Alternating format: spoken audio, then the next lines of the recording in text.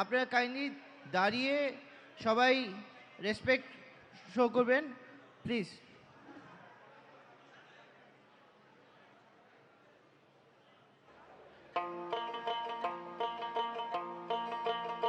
আমার সোনার বাংলা, আমি তোমায় ভালোবাসি,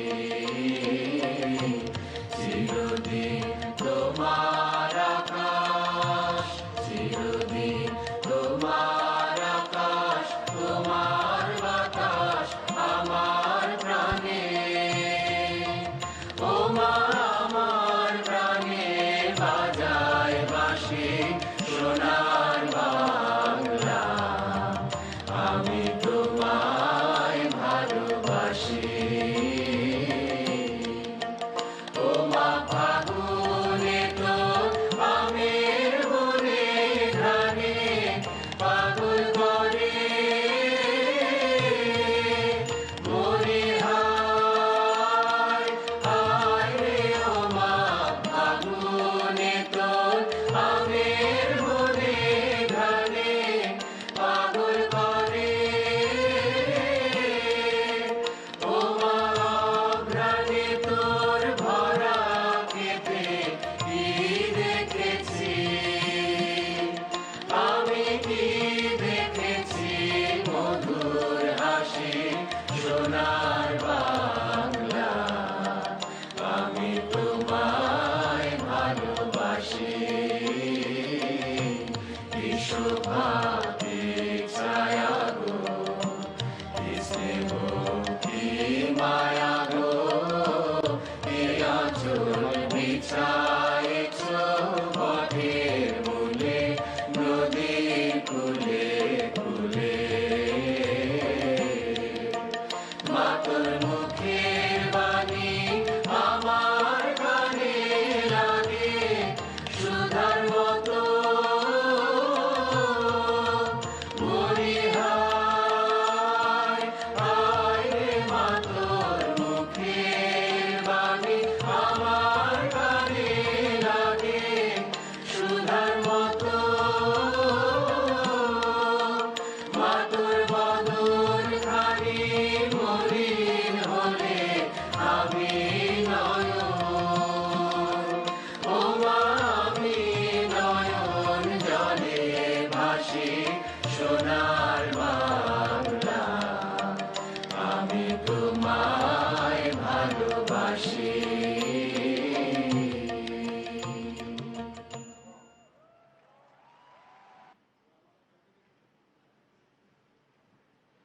Thank you. Now I would like to invite our honorable guest, Mr. Sami Ahmed, Managing Director, Startup Bangladesh Limited, to inaugurate the event. Mr. Sami Ahmed.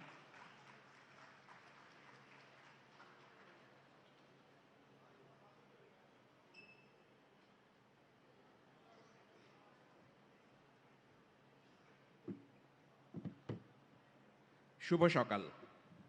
তো excellent organisation হয়েছে, তো congratulations to Adnan এবং the startup team and BASIS for organizing such a fantastic programme. So honoured guests, distinguished panelists, audience, media colleagues, good morning and জুম্মা মুবারক। সো আমার প্রথমে আমি শুরু করতে চাই আজকের এই প্রোগ্রামটা আমাদের সব ভাষা শহীদ, স্বাধীনতা যুদ্ধে যারা ত্যাগ করেছেন, শহীদ হয়েছেন, যাদের জন্য আজকে আমরা আমাদের বাংলাদেশ পেয়েছি, তাদের কথা স্মরণ করতে চাই জাতির পিতা বঙ্গবন্ধু শেখ মুজিবুর রহমান, যার জন্য আসলে আমরা বাংলাদেশটা পেয়েছি। ওনারটাকে সাড়া দিয়ে কোটি কোটি বাঙালি নেমে পড়েছিল এবং আমাদের স্বাধীনতা যে আমরা অর্জন করেছি, যে কারণে আজকে আমরা আমাদের দেশকে বাংলাদেশ বলে ডাকতে পারছি। স্মরণ করতে চাচ্ছি যত শহীদদের জন্য আজকে আমরা আমাদের বাংলাদেশটা পেয়েছি। মাননীয় প্রধানমন্ত্রী শেখ হাসিনা 2008 সালে ডিজিটাল বাংলাদেশ ঘোষণা করেন। প্রথমে আমরা ডিজিটাল বাংলাদেশ আসলে আমরা অনেকেই বিশ্বাস করতে পারি না ডিজিটাল বাংলাদেশটা কী হবে, তখন অনেক রকমের এটা নিয়ে অনেক হাসাহাসি হয়েছিল। বাট এখন কিন্তু ডিজিটাল বাংলাদেশ নিয়ে কেউ আমরা সে প্রশ্ন করি না, কারণ আমরা এক্সপিরিয়েন্স করেছি ডিজিটাল বাংলাদেশটা কী। ওনার আইসিটি অ্যাডভাইজার সজীব ওয়াজেদ জয়ের পরামর্শে মাননীয় প্রধানমন্ত্রী যে উদ্যোগগুলো নিয়েছেন, আইসি ডিভিশন সজীব বাজের জয়ের নেতৃত্বে যে ইমপ্লিমেন্টেশনগুলো করেছে, যার জন্য আজকে আমরা দেখতে পাচ্ছি, আপনারা বেসিস সফট এক্সপোতে অনেকগুলো নাম্বার দেখেছেন। আপনারা দেখেছেন যে আমরা আইটি সেক্টরে কি করেছি, আমরা আইসিটিতে আমাদের রপ্তানি কী হয়েছে, আমাদের ইন্ডাস্ট্রি কীভাবে গ্রো করেছে গত 14 বছরে, এখন কত মানুষ কাজ করছে এবং ভবিষ্যতে কী সম্ভাবনা রয়েছে। এখানে যে পলিসি যে সাপোর্টটা রয়েছিল, যে ইনফ্রাস্ট্রাকচারটা ডেভেলপ করতে হয়েছে, যে আইটি সেক্টরকে যেভাবে করে প্রমোশন করা হয়েছে, সরকার খুব ক্লোজলি কাজ করেছে সেখানে। এবং এটা হয়েছে বিকজ আমাদের আইসিটি অ্যাডভাইজার সজীব বাজের জয় চেয়েছেন সেভাবে করে হবে, এবং উনি এই জিনিসটাকে লিডারশিপ দিয়েছেন। তার আন্ডারে আপনারা জানেন যে জুনায়েদ আহমেদ পলক আইসি ডিভিশন থেকে গত 10 বছর ধরে প্রতিমন্ত্রী হিসাবে কাজ করে যাচ্ছেন। তো আমরা কাজ করি ওনাদের সাথে, এবং আমাদের যে মূল ভিশনটা হচ্ছে যাতে করে আমরা 2021-এ ডিজিটাল বাংলাদেশ অর্জন করতে পারি, যেটা আমাদের হয়েছে, এবং 2041-এ এখন স্মার্ট বাংলাদেশের ঘোষণা এসেছে। স্টার্ট আপ মুভমেন্ট বাংলাদেশে শুরু হয়েছে মেবি 2013-14-15 পর থেকে। প্রথম থেকে সরকারের কিন্তু প্রথমে কানেক্টিং স্টার্ট আপ নিয়ে একটা উদ্যোগ ছিল, যেখান থেকে সরকারের পক্ষ থেকে যাত্রা শুরু। এরপরে আপনারা জানেন 2017 সালে আইডিয়া প্রজেক্ট নামে একটা প্রজেক্ট হয়েছে, যেটা আর্লি স্টেজে স্টার্ট আপদেরকে গ্রান্ট দিয়ে থাকে। আইডিয়া প্রজেক্ট এখনও আপনাদেরকে গ্রান্ট দিয়ে থাকে যারা নতুন নতুন আইডিয়া নিয়ে আসছেন। আপনারা যারা জানেন না, আপনাদের একটু ভালো কোনো উদ্যোগ থাকে যেটা আপনারা হয়তো ডেভেলপ করেছেন, আপনার idea.gov.bt থেকে অ্যাপ্লাই করতে পারেন, এবং সেখানে 10 লাখ টাকা পর্যন্ত গ্রান্ট, সাথে মেন্টরশিপ এবং অন্যান্য সাপোর্ট, কোওয়ার্কিং স্পেসও অন্যান্য সাপোর্ট দেওয়া হয়ে থাকে। 2021 সাল থেকে যাত্রা শুরু হয়েছে স্টার্ট আপ বাংলাদেশের। Start up Bangladesh venture capital company গভর্নমেন্টের, খুব কম দেশে আছে যেখানে সরকার ডিরেক্টলি স্টার্ট আপে ইনভেস্ট করে থাকে এবং স্টার্ট আপদেরকে সাপোর্ট করে বড় হওয়ার জন্য। তো ইনভেস্টর হিসাবে আমি স্টার্ট আপ বাংলাদেশের ম্যানেজিং ডিরেক্টর হিসেবে কাজ করছি। আজকে দেখে ভালো লাগছে যে আজকে আপনারা যেই সব স্টার্ট আপের কথা শুনবেন, অলমোস্ট সবাই স্টার্ট আপ বাংলাদেশের পোর্টফোলিওতে এখন আছে। আমরা গত 2 বছরে 27টা স্টার্ট আপে ডিরেক্ট ইনভেস্ট করেছি, এবং আমার জানার মতো আরও 10টা স্টার্ট আপ এখন আমরা এগ্রিমেন্ট স্টেজে আছি। আমাদের প্ল্যান হচ্ছে যে সরকারের যে ভিশন আছে স্টার্ট আপ নিয়ে, 2025 সালের মধ্যে আমরা দেখতে চাই $5 বিলিয়ন স্টার্ট আপ বাংলাদেশে। সেই টার্গেট নিয়ে আমরা স্টার্ট আপ বাংলাদেশ থেকে কাজ করছি। এখন আমাদের পৃথিবীতে গত কয়েক বছরে একটা বড় চেঞ্জ আসছে। প্রথমে আসছে কোভিড, যার জন্য হয়তো ডিজিটাল অনেক গ্রোথ হয়েছে। আমরা দেখেছি যে আমাদের স্টার্ট আপ ইকোসিস্টেমে যেহেতু সবাই ডিজিটালি মুভ করছে, ডিজিটাল স্টার্ট আপের অনেক ভালো গ্রোথ হয়েছে। কিন্তু তারপরে এখন যুদ্ধ শুরু হয়েছে পৃথিবীতে, যে কারণে হয়তো অনেক সাপ্লাই চেইন অনেক কোনো কিছু অনেক জায়গায় হ্যাম্পার্ড হয়েছে, এবং নতুন একটা থ্রেট এসেছে, সেটা হচ্ছে গিয়ে যেটা চ্যাট জিপিটি নিয়ে আসছে, আর্টিফিশিয়াল ইন্টেলিজেন্স, যার জন্য হয়তো এন্টায়ার বিজনেস মডেল পৃথিবী চেঞ্জ হয়ে যাবে। তো আমার কাছে মনে হয় দিজ আর এক্সাইটিং টাইমস, কারণ এখন কিন্তু নতুন নতুন ইনোভেশনের সময় এসেছে। আমাদের আইসিটি অ্যাডভাইজার একটা কথা বলেন, আপনি হয়তো পলক ভাইয়ের মুখে অনেকেই শুনেছেন, সবসময় শুনে থাকেন, যে উনি বলে থাকেন, জয় ভাই বলে থাকেন, do not imitate, innovate. So innovation কিন্তু সরকারের একটা বড় উদ্যোগ, যে এখানে আমরা ইনভেস্ট করব, এখানে আমরা সাপোর্ট দিব। সো সরকারের পক্ষ থেকে আমাদের ইনোভেশনের জন্য, স্টার্ট আপের জন্য একটা বড় ইচ্ছা রয়েছে যে startup led smart Bangladesh আমাদের হবে। সরকার স্টার্ট আপ ইউথের উপর অনেক বড় ফোকাস করছে, যার জন্য স্টার্ট আপ বাংলাদেশের মতো একটা কোম্পানি সরকার ক্রিয়েট করেছে স্মার্ট বাংলাদেশ গ্রো করার জন্য, আপনাদেরকে সাপোর্ট করার জন্য। 4টা এরিয়াতে আমরা, আমাদেরকে অ্যাডভাইজার বলেছেন, আমাদের সজীব ভাই আমাদের বলে থাকেন, 4টা টেকনোলজি এরিয়াতে আমরা খুঁজছি ইনভেস্টমেন্ট করার জন্য, যাতে করে আমাদের দেশ গ্রো করতে পারে টেকনোলজির দিক দিয়ে। 4টা এর মধ্যে হচ্ছে artificial intelligence, cyber security, semiconductor আর রোবোটিক্স।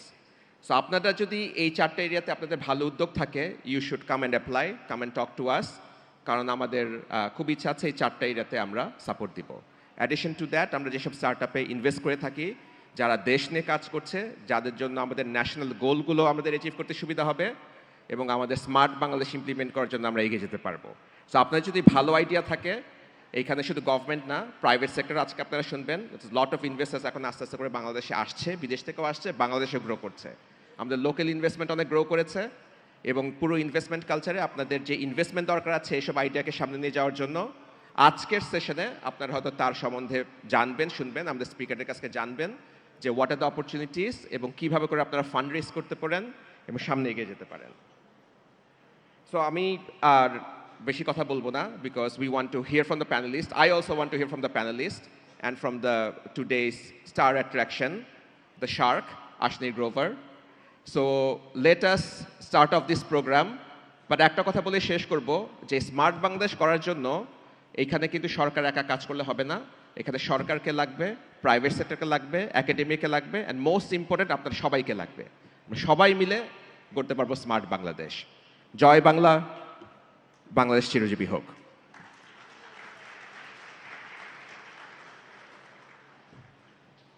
অসাধারণ স্পিচ সামি ভাই।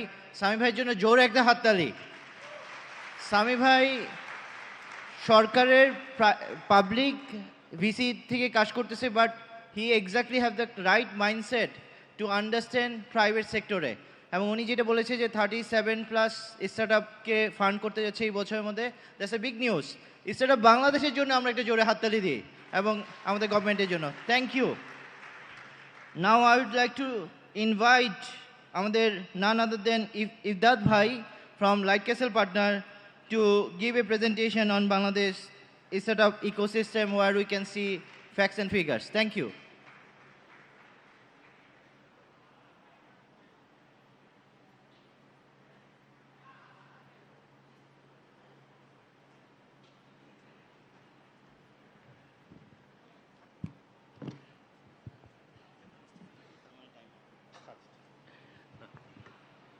জি, আসসালামু আলাইকুম সবাইকে।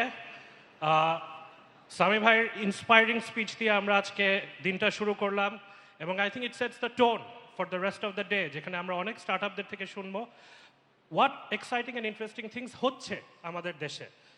মাই নেম ইজ ইফদাদ, আমি managing director light castle partners. We are a management consulting farm. আমাদের উদ্দেশ্য হচ্ছে বেসিক্যালি বাংলাদেশের ইকোনমিকে বুস্ট করা, বিজনেসকে ইন্সপায়ার করা এবং মানুষের লাইফে একটা চেঞ্জ নিয়ে আসা। As part of our work আমরা বিভিন্ন সেক্টর ট্র্যাক করি অ্যান্ড আমরা স্টার্ট আপ ইকোসিস্টেমটা খুব ডিপলি বিলিভ করি and that's why it's a sector যেটা নিয়ে আমরা কনস্ট্যান্টলি রিসার্চ করি, পালসের সাথে আপডেটেড রাখতে চাই আপনাদেরকে এবং অপরচুনিটিস বের করে দিতে চাই সবার জন্য, যেন টুগেদার একসাথে আমরা দেশের ইকোসিস্টেমটাকে ফ্লারিশ করতে পারি। সো আজকে আমার উদ্দেশ্য হচ্ছে আপনাদেরকে একটু ছোট্ট করে ধারণা দেওয়া বাংলাদেশের স্টার্ট আপ ইকোসিস্টেমের পরিস্থিতিটা কী এবং সম্ভাবনাগুলো কোথায় থাকতে পারে। আমরা 2022 সালে এই স্টাডিটা কনস্ট্যান্টলি এভরি কোয়ার্টারে রিলিজ করেছি এবং আমাদের হোপ হচ্ছে ভবিষ্যতেও আমরা কন্টিনিউ করে যাব। সো আমি স্টার্ট করতে চাই আপনাদেরকে এই স্লাইডটা দেখিয়ে, যেখানে আমরা বলছি যে স্টার্ট আপ গ্রোথ, যেটা সামি ভাই বলে গেলেন, 2013 সাল থেকে বলা যায় মোটামুটি বাংলাদেশে শুরু হয়েছে। এবং আমরা যদি দেখি যে এশিয়ান স্টার্ট আপস, ইন্ডিয়া, চায়না, এদের রাইজটা হয়েছে কিন্তু গত দশকে। কিছু ফিগার্স যদি আমরা দেখি, 2022 সালে ইন্ডিয়াতে $20.7 বিলিয়ন ইনভেস্টমেন্টস হয়েছে and China $47 billion to the tune already করেছে। ইম্পর্টেন্ট টেকঅ্যাওয়ে এই স্লাইডটা থেকে হচ্ছে ভেঞ্চার ফান্ডিং ওয়ার্ল্ড ওয়াইড 95% আপনার গ্রো করেছে ফ্রম USD 148 বিলিয়ন, যেটা ছিল 2020 সালে, to almost 288 billion first half of 2021-এ। এবং আমাদের এশিয়াতে আমরা অলরেডি জানি এখন 327টা আপনার ইউনিকর্ন স্ট্যাটাসের স্টার্ট আপ আছে এবং a lot of international focus western part থেকে চলে আসছে এখন এশিয়া এবং MENA, Middle East and North আফ্রিকার সাইডে।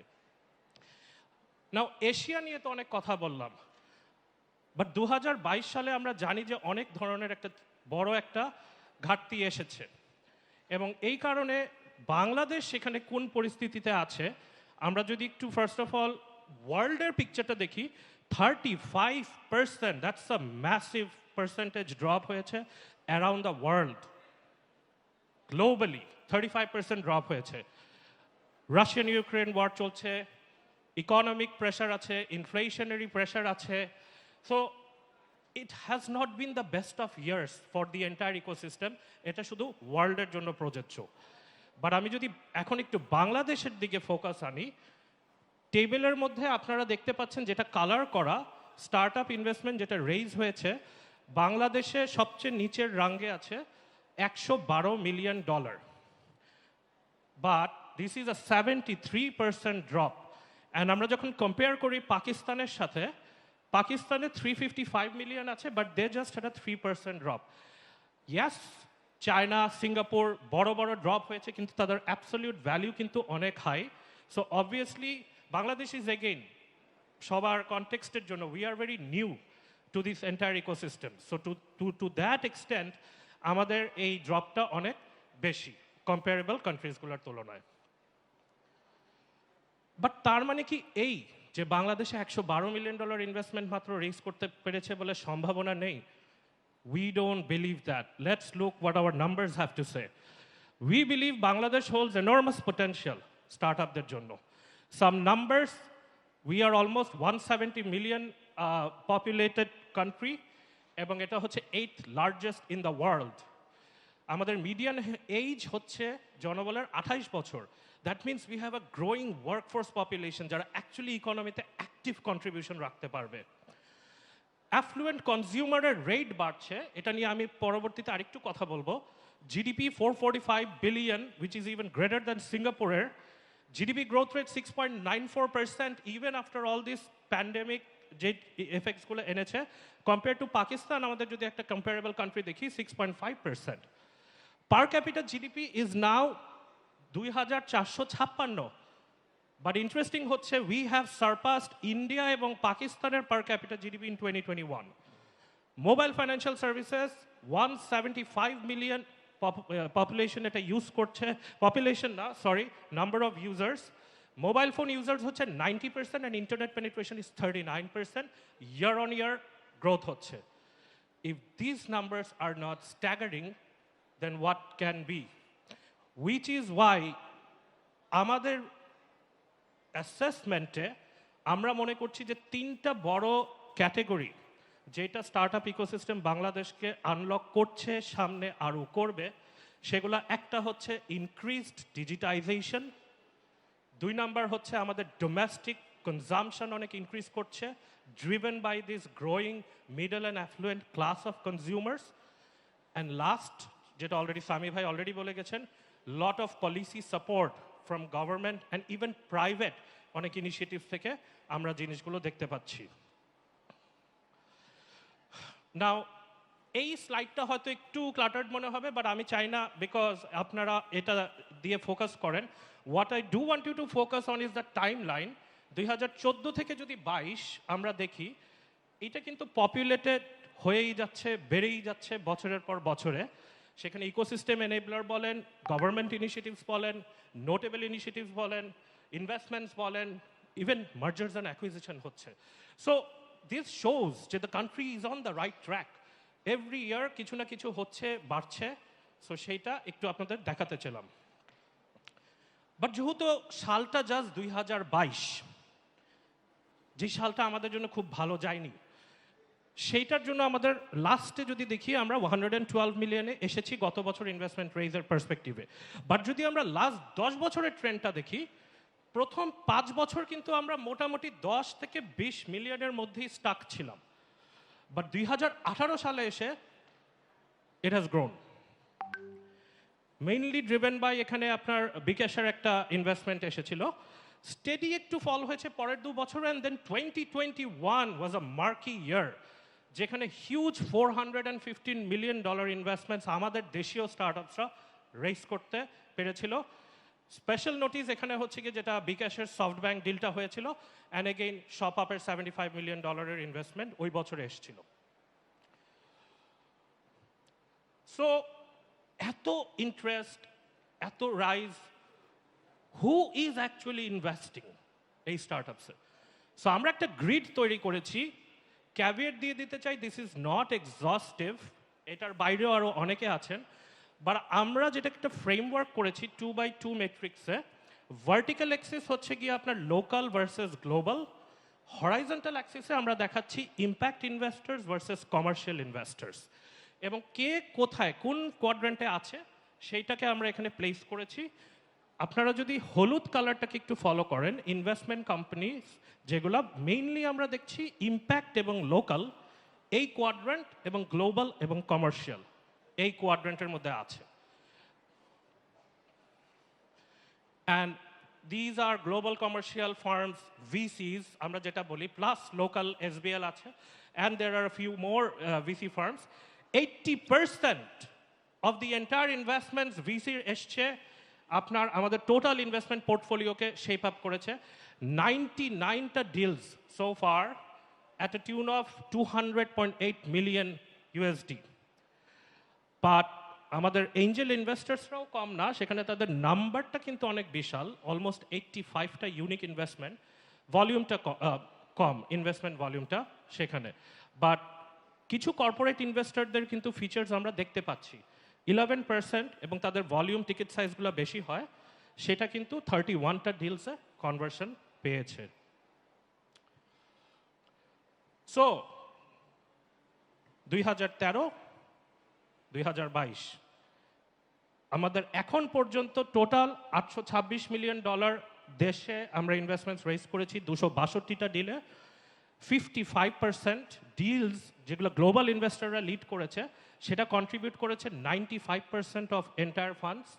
3.14 মিলিয়ন অ্যাভারেজ ইনভেস্টমেন্ট সাইজ ছিল। বাট অ্যাজ উই নো 2022 আমাদের জন্য খুব ভালো একটা ইয়ার যায়নি, পুরো বিশ্বের জন্য ইনফ্যাক্ট। তো সেই পরিপ্রেক্ষিতে average investment size 2.34 million, but still 43% কিন্তু গ্লোবালি ইনভেস্টার্সরাই লিড করেছে আমাদের এই ইনভেস্টমেন্টগুলো। Again, too much information on this slide. That's not the purpose of today's presentation. এইগুলো হচ্ছে কিছু নোটেবল ইনভেস্টমেন্ট আমাদের এই বছরে হয়েছে, যেখানে আমরা আপনাদের মেইনলি দেখাতে চাচ্ছি ডিপ ব্লু কালার যেই জিনিসটা। So lot of local startups যারা ফান্ডস রেজ করেছে। ইম্পর্টেন্ট কনসিডারেশন বা নোটিস যেটা আমি আপনাদের দৃষ্টি আকর্ষণ করে দেখাতে চাই, সেটা হচ্ছে আমাদের লোকাল ইনভেস্টার্সরা এইটার একটা বড় চাঙ্ক ড্রাইভ করেছে। সো আমরা আরেকটু দেখবো সেটার ব্যাপারে পরের স্লাইডগুলোতে। 2022 সালে locally sourced investments grew 55% of all deals made in the year local করেছে। Notable Startup Bangladesh Limited, Saim ভাই এখানে ছিলেন, তারা so far have already made more than 15 investments in our local community. $65 million global fundraising এখানে 65 million fundraising হয়েছে। But the rest আপনারা যদি এই 65%টা হয়েছে শুধুমাত্র শপ আপের যে ডিলটা হয়েছে সেটা। এর চেয়ে হালকা ব্লুটা আপনার পিকচার হচ্ছে 34%, সেটা হচ্ছে ফরেন ইনভেস্টার্স অ্যাক্রস আদার স্টার্ট আপস, অ্যান্ড 8% লোকাল ইনভেস্টার্সরা ইনভেস্ট করেছে এখানে। So let us now turn hour attention to the sectors. আসলে কোন সেক্টরগুলো এখানে প্রমিনেন্স বেশি পাচ্ছে। এবং আমরা যদি দেখি যে আপনার ফাইন্যান্সিয়াল সার্ভিসেস, যেটাকে আমরা এমবেডেড ফাইন্যান্স অ্যান্ড ফিনটেক দুটোকেই কম্বাইন করে আমরা এই ক্যাটেগরাইজেশনটা করে থাকি, they are still the top star sector, even though drastic fall হয়েছে 81% ইয়ার অন ইয়ার কম্পেয়ার করলে 21-এর তুলনায়, but they are still the number one. But আমরা ইন্টারেস্টিংলি লজিস্টিক্স অ্যান্ড মোবিলিটি এখনও সেকেন্ডে আছে। পরের তিনটা সেক্টর খেয়াল করেন, education, e commerce and travel and tourism, we are seeing an uptick এই তিনটা সেক্টরের মধ্যে। সো আজকে আমরা পরবর্তীতে আমাদের প্যানেলিস্টদের থেকে শুনবো যারা এইসব সেক্টর রিপ্রেজেন্ট করবেন, যে কি সাকসেস ফ্যাক্টরসগুলো তাদের জন্য কাজ করেছে এবং কি জিনিসগুলো আপনাদের সবার জন্য অনুপ্রেরণার একটা সোর্স হতে পারে সামনে দেশকে একত্রে এগিয়ে নিয়ে যাওয়ার ক্ষেত্রে। সো এটা জাস্ট আপনার নাম্বার অফ ডিলস এবং সাম নোটেবল স্টার্টআপস যারা যেই সেক্টর রিপ্রেজেন্ট করছে। In the interest of time আমি এটাতে বেশি ডিটেলসে যাব না, বাট আপনারা দেখছেন এগেইন জাস্ট দ্য স্লাইড আমি এর আগে আপনাদেরকে এক্সপ্লেন করলাম, সেটারই কিছু কোম্পানির লোগোস যেটা যেই সেক্টর রিপ্রেজেন্ট করছে। So we are almost at the end of the presentation.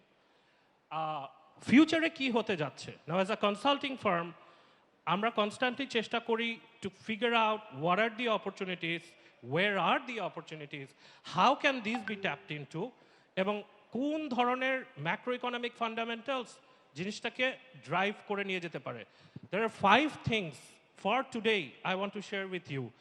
Number 1, আমরা যেটা দেখছি এবং আমাদের বিশ্বাস 2023 বা 22 was not a good year, but beginning of 2024 আমাদের বিশ্বাস this sector will again start to rise.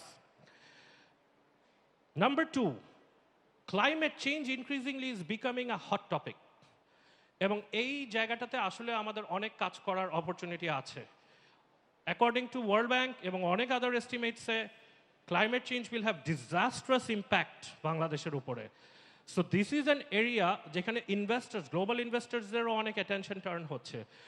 If you যদি একটা ভালো উদ্যোগ, আইডিয়া, ইনিশিয়েটিভ নিয়ে আসতে পারেন, I think opportunities will be endless এই সেক্টরটাতে। নাম্বার 3, গ্লোবাল ইনভেস্টার্সদের সিগনিফিকেন্ট অ্যাটেনশন, যেটা আমি আমার প্রেজেন্টেশনের শুরুতেই পেইন্ট করছিলাম, এশিয়ার দিকে আসছে, এখন মোর বাংলাদেশের দিকে আসছে। ফর দ্য ফার্স্ট টাইম অনেক ইন্টারন্যাশনাল ইনভেস্টার্সদেরকে আমরা পেয়েছি রিসেন্ট টাইমসে। Big names like SoftBank, Valor Ventures, Flourish Ventures, and all these other companies are now coming into Bangladesh. So I think this will only keep on rising because তাদের প্রেজেন্সটা আরও অনেক বড় একটা ল্যান্ডমার্ক রাখবে অন্য ইনভেস্টরদের জন্য যারা এখনও আমাদের দেশে আসেনি। Number 4, new ventures by Bangladeshi professionals যারা বাইরে থেকে দেশে আসছে, এবং এইটার একটা হিউজ আপটেক হয়েছে রিসেন্ট টাইমসে, এবং এই জিনিসটা will keep on continuing. That's one. The other trend যেটা ইনক্রিজিংলি হবে এবং অলরেডি হচ্ছে, সেটা হচ্ছে স্টার্টআপসের অপারেটিং স্ট্রাকচারটা মোর এখন ইন্টারন্যাশনাল হোল্ডিং কোম্পানিতে থেকে বাংলাদেশে অপারেটিং কোম্পানিগুলোকে ফর্ম করা হবে। অ্যান্ড এইটা কিন্তু ইনভেস্টমেন্ট পার্সপেক্টিভে অনেক ডিজায়ারেবল গ্লোবাল ইনভেস্টার্সদের জন্য, অ্যান্ড এই ট্রেন্ডটা will keep on rising. Last but not the least is the policy, যেখানে আমরা কনসিস্টেন্ট একটা ফোকাস দেখেছি সরকারের এবং আমাদের বেসরকারি অর্গানাইজেশনগুলোরও, যারা আমাদের ডিজিটাল বাংলাদেশ যেই নোশন, যে ড্রিম, যে ভিশন, সেইটাকে প্রমোট করার উদ্দেশ্যে কিন্তু অনেক favourable policies year by year নিয়ে আসছে। কেস ইন পয়েন্ট, 2022 সালে আমরা দেখেছি বাংলাদেশ ব্যাংক রিফাইন্যান্সিং স্কিম স্টার্টআপসের জন্য অলরেডি স্টার্ট করেছে। And more notable initiatives courtesy of government and private will feature by 2025। একটা ভিশন আছে যে আমাদের দেশ থেকে অ্যাটলিস্ট 5টা ইউনিকর্ন বের হবে। সো আমি অল্প সময় আপনাদের সামনে দাঁড়িয়েছিলাম জাস্ট আপনাদেরকে একটু ইকোসিস্টেমের ব্যাপারে একটা পিকচার পেইন্ট করার জন্য। The full report is available on our website, it's publicly accessible, আপনারা ডাউনলোড করতে পারেন, ডিটেলস পড়তে পারেন, এবং আমরা কনস্ট্যান্টলি আপনাদেরকে শেয়ার করব। আমি টাইমের উপরে চলে গেছি, একটু না থ্যাংক ইউ দিলেই হয় না। This study would never have been possible without startup Bangladesh, anchorless Bangladesh, Bangladesh angels and startup ফাউন্ডার্সের সাপোর্ট ছাড়া। Thank you so much. জানেন না, আপনাকে 2টা কোশ্চেন আছে আপনার যাওয়ার আগে। আপনি খুব কঠিন একটা প্রেজেন্টেশন দিয়েছেন, আমরা অনেক কিছু শিখছি, অনেক কিছু বুঝলাম, কিন্তু আমাকে কয়টা বাংলা কোশ্চেন উত্তর দিতে হবে। আপনি এটা ধরেন, আমি এটা শোনা যাচ্ছে। আমাকে বলেন যে যা বলছেন, আপনারা তো অ্যানালিস্ট মানুষ, আমরা আসলে ইনভেস্টমেন্ট পাবো কিনা, বাংলাদেশে ইনভেস্টমেন্ট আসবে কিনা? ইনশাল্লাহ। আশাবাদী না কনফিডেন্ট? কনফিডেন্ট। ওকে, আলহামদুলিল্লাহ। আর 2 বছরে আমরা দেখলাম যে প্রায় $500 বিলিয়ন ইনভেস্টমেন্ট আছে। আমি যখন 2015-তে শুরু করছিলাম তখন 1 কোটি টাকা ইনভেস্টমেন্ট পাওয়া বিশাল ব্যাপার ছিল। এখন আমাদের 2000 কোটি টাকার ইনভেস্টমেন্ট পাওয়া স্টার্টআপ আছে। কবে বাংলাদেশে ধরেন $1 বিলিয়ন ইনভেস্টমেন্ট আসবে আপনি কি মনে করেন? আমার বিশ্বাস 2024-এর পর থেকে আমরা আরো অনেক লার্জার নাম্বার দেখা শুরু করব আর কি। আর দুনিয়া তো একটু টালমাটাল চলতেছে, ইকোনমির একটু খারাপ অবস্থা, আমাদেরকে একটু সতর্ক থাকতে দরকার আছে কিনা? 23-24-এ আপনার কোনো সাজেশন আছে? সবাইকেই সতর্ক থাকতে হবে। অবভিয়াসলি এটা একটা turbulent year for multiple reasons, globally অনেক ইম্প্যাক্ট আসছে। সো অফকোর্স এটা it's my our advice would be সবাইকেই কেয়ারফুল থাকার জন্য। But at the same time আমি কিন্তু খুব অপটিমিস্টিক একজন মানুষ, আশাবাদী। সো আমার বিশ্বাস ডেফিনেটলি যদি সবাই একত্রে সঠিক নিয়তে ঠিকভাবে কাজ করি, this is not a far. অনেক ধন্যবাদ, অনেক ধন্যবাদ ইফদাত ভাই।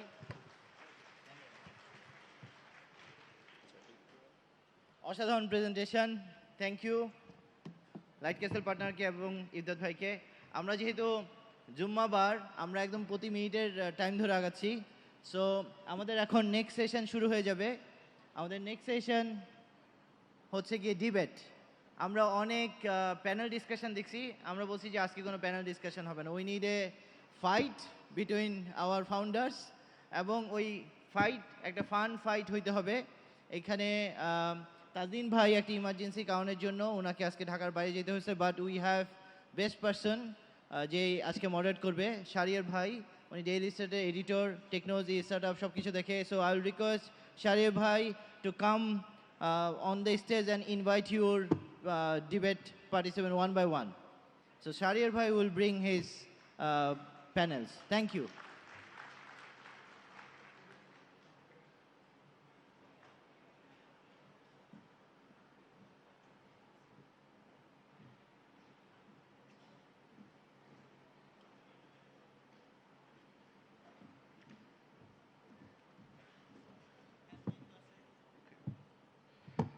Good morning, everyone. I'm seeing a full house and a lot of blank faces. Unfortunately, Tazdin Bhai had to be out of Dhaka for a family emergency, so I am stepping in. And as Adnan Bhai introduced me, I'm Shahriar. I look after the tech and startup of news of the Daily Shahriar Star. Bhai, sorry. Yeah, sure. আমাদের আজকে একটা rules আছে, হ্যাঁ বলেন। পুরা বাংলা, আঞ্চলিক বাংলায় কথা বলতে হবে। আঞ্চলিক বাংলা পারবো কিনা, শুদ্ধ বাংলা চেষ্টা করব।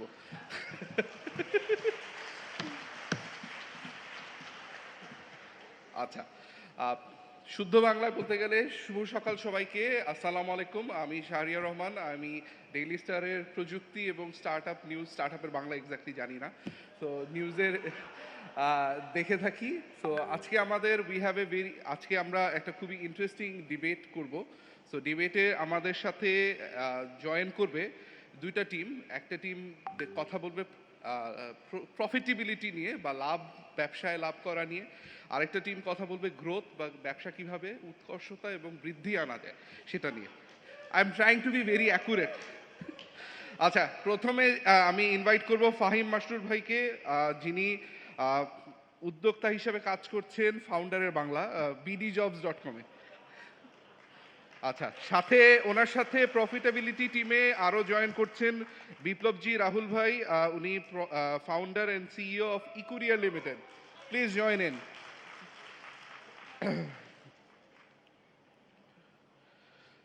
আচ্ছা, গ্রোথ টিমে আমাদের সাথে দুইটা রিনোন স্টার্টআপ আছে। শেয়ার ট্রিপ থেকে আছেন সাদিয়া আপা, Sadia Haque, co founder of and CEO of share trip, এবং সাথে আছেন ওয়াসিম আলিম ভাই, কো ফাউন্ডার এবং CEO of Chaldal. Please join in.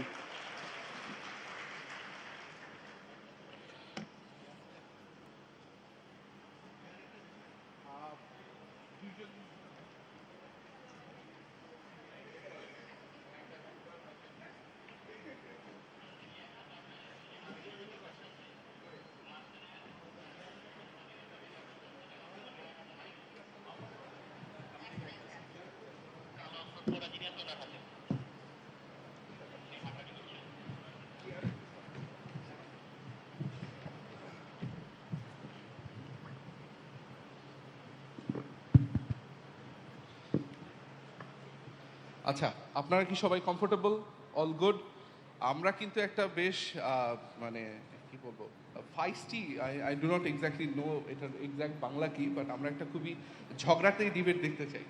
এবং ঝগড়াটে ডিবেটের প্রথম পার্টে আমরা একটু গ্রাউন্ড রুলগুলো বুঝিয়ে দিই। আমরা 3টা রাউন্ডে কথা বলবো এখানে।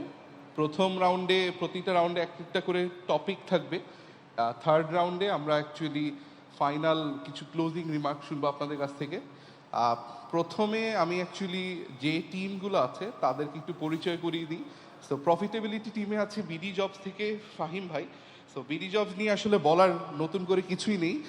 আইটি ইন্ডাস্ট্রিতে আছেন এবং বিডি জবসের নাম শুনেননি এরকম কোনো মানুষ আসলে পাওয়া যাবে না। গত 20-22 বছর ধরে ফাহিম ভাই বিডি জবস পরিচালনা করছেন, এবং one of the most unique thing হচ্ছে কোনো এক্সটার্নাল ভিসির ফান্ডিং বাদেই বিডি জবস অপারেট করছে এত বছর ধরে।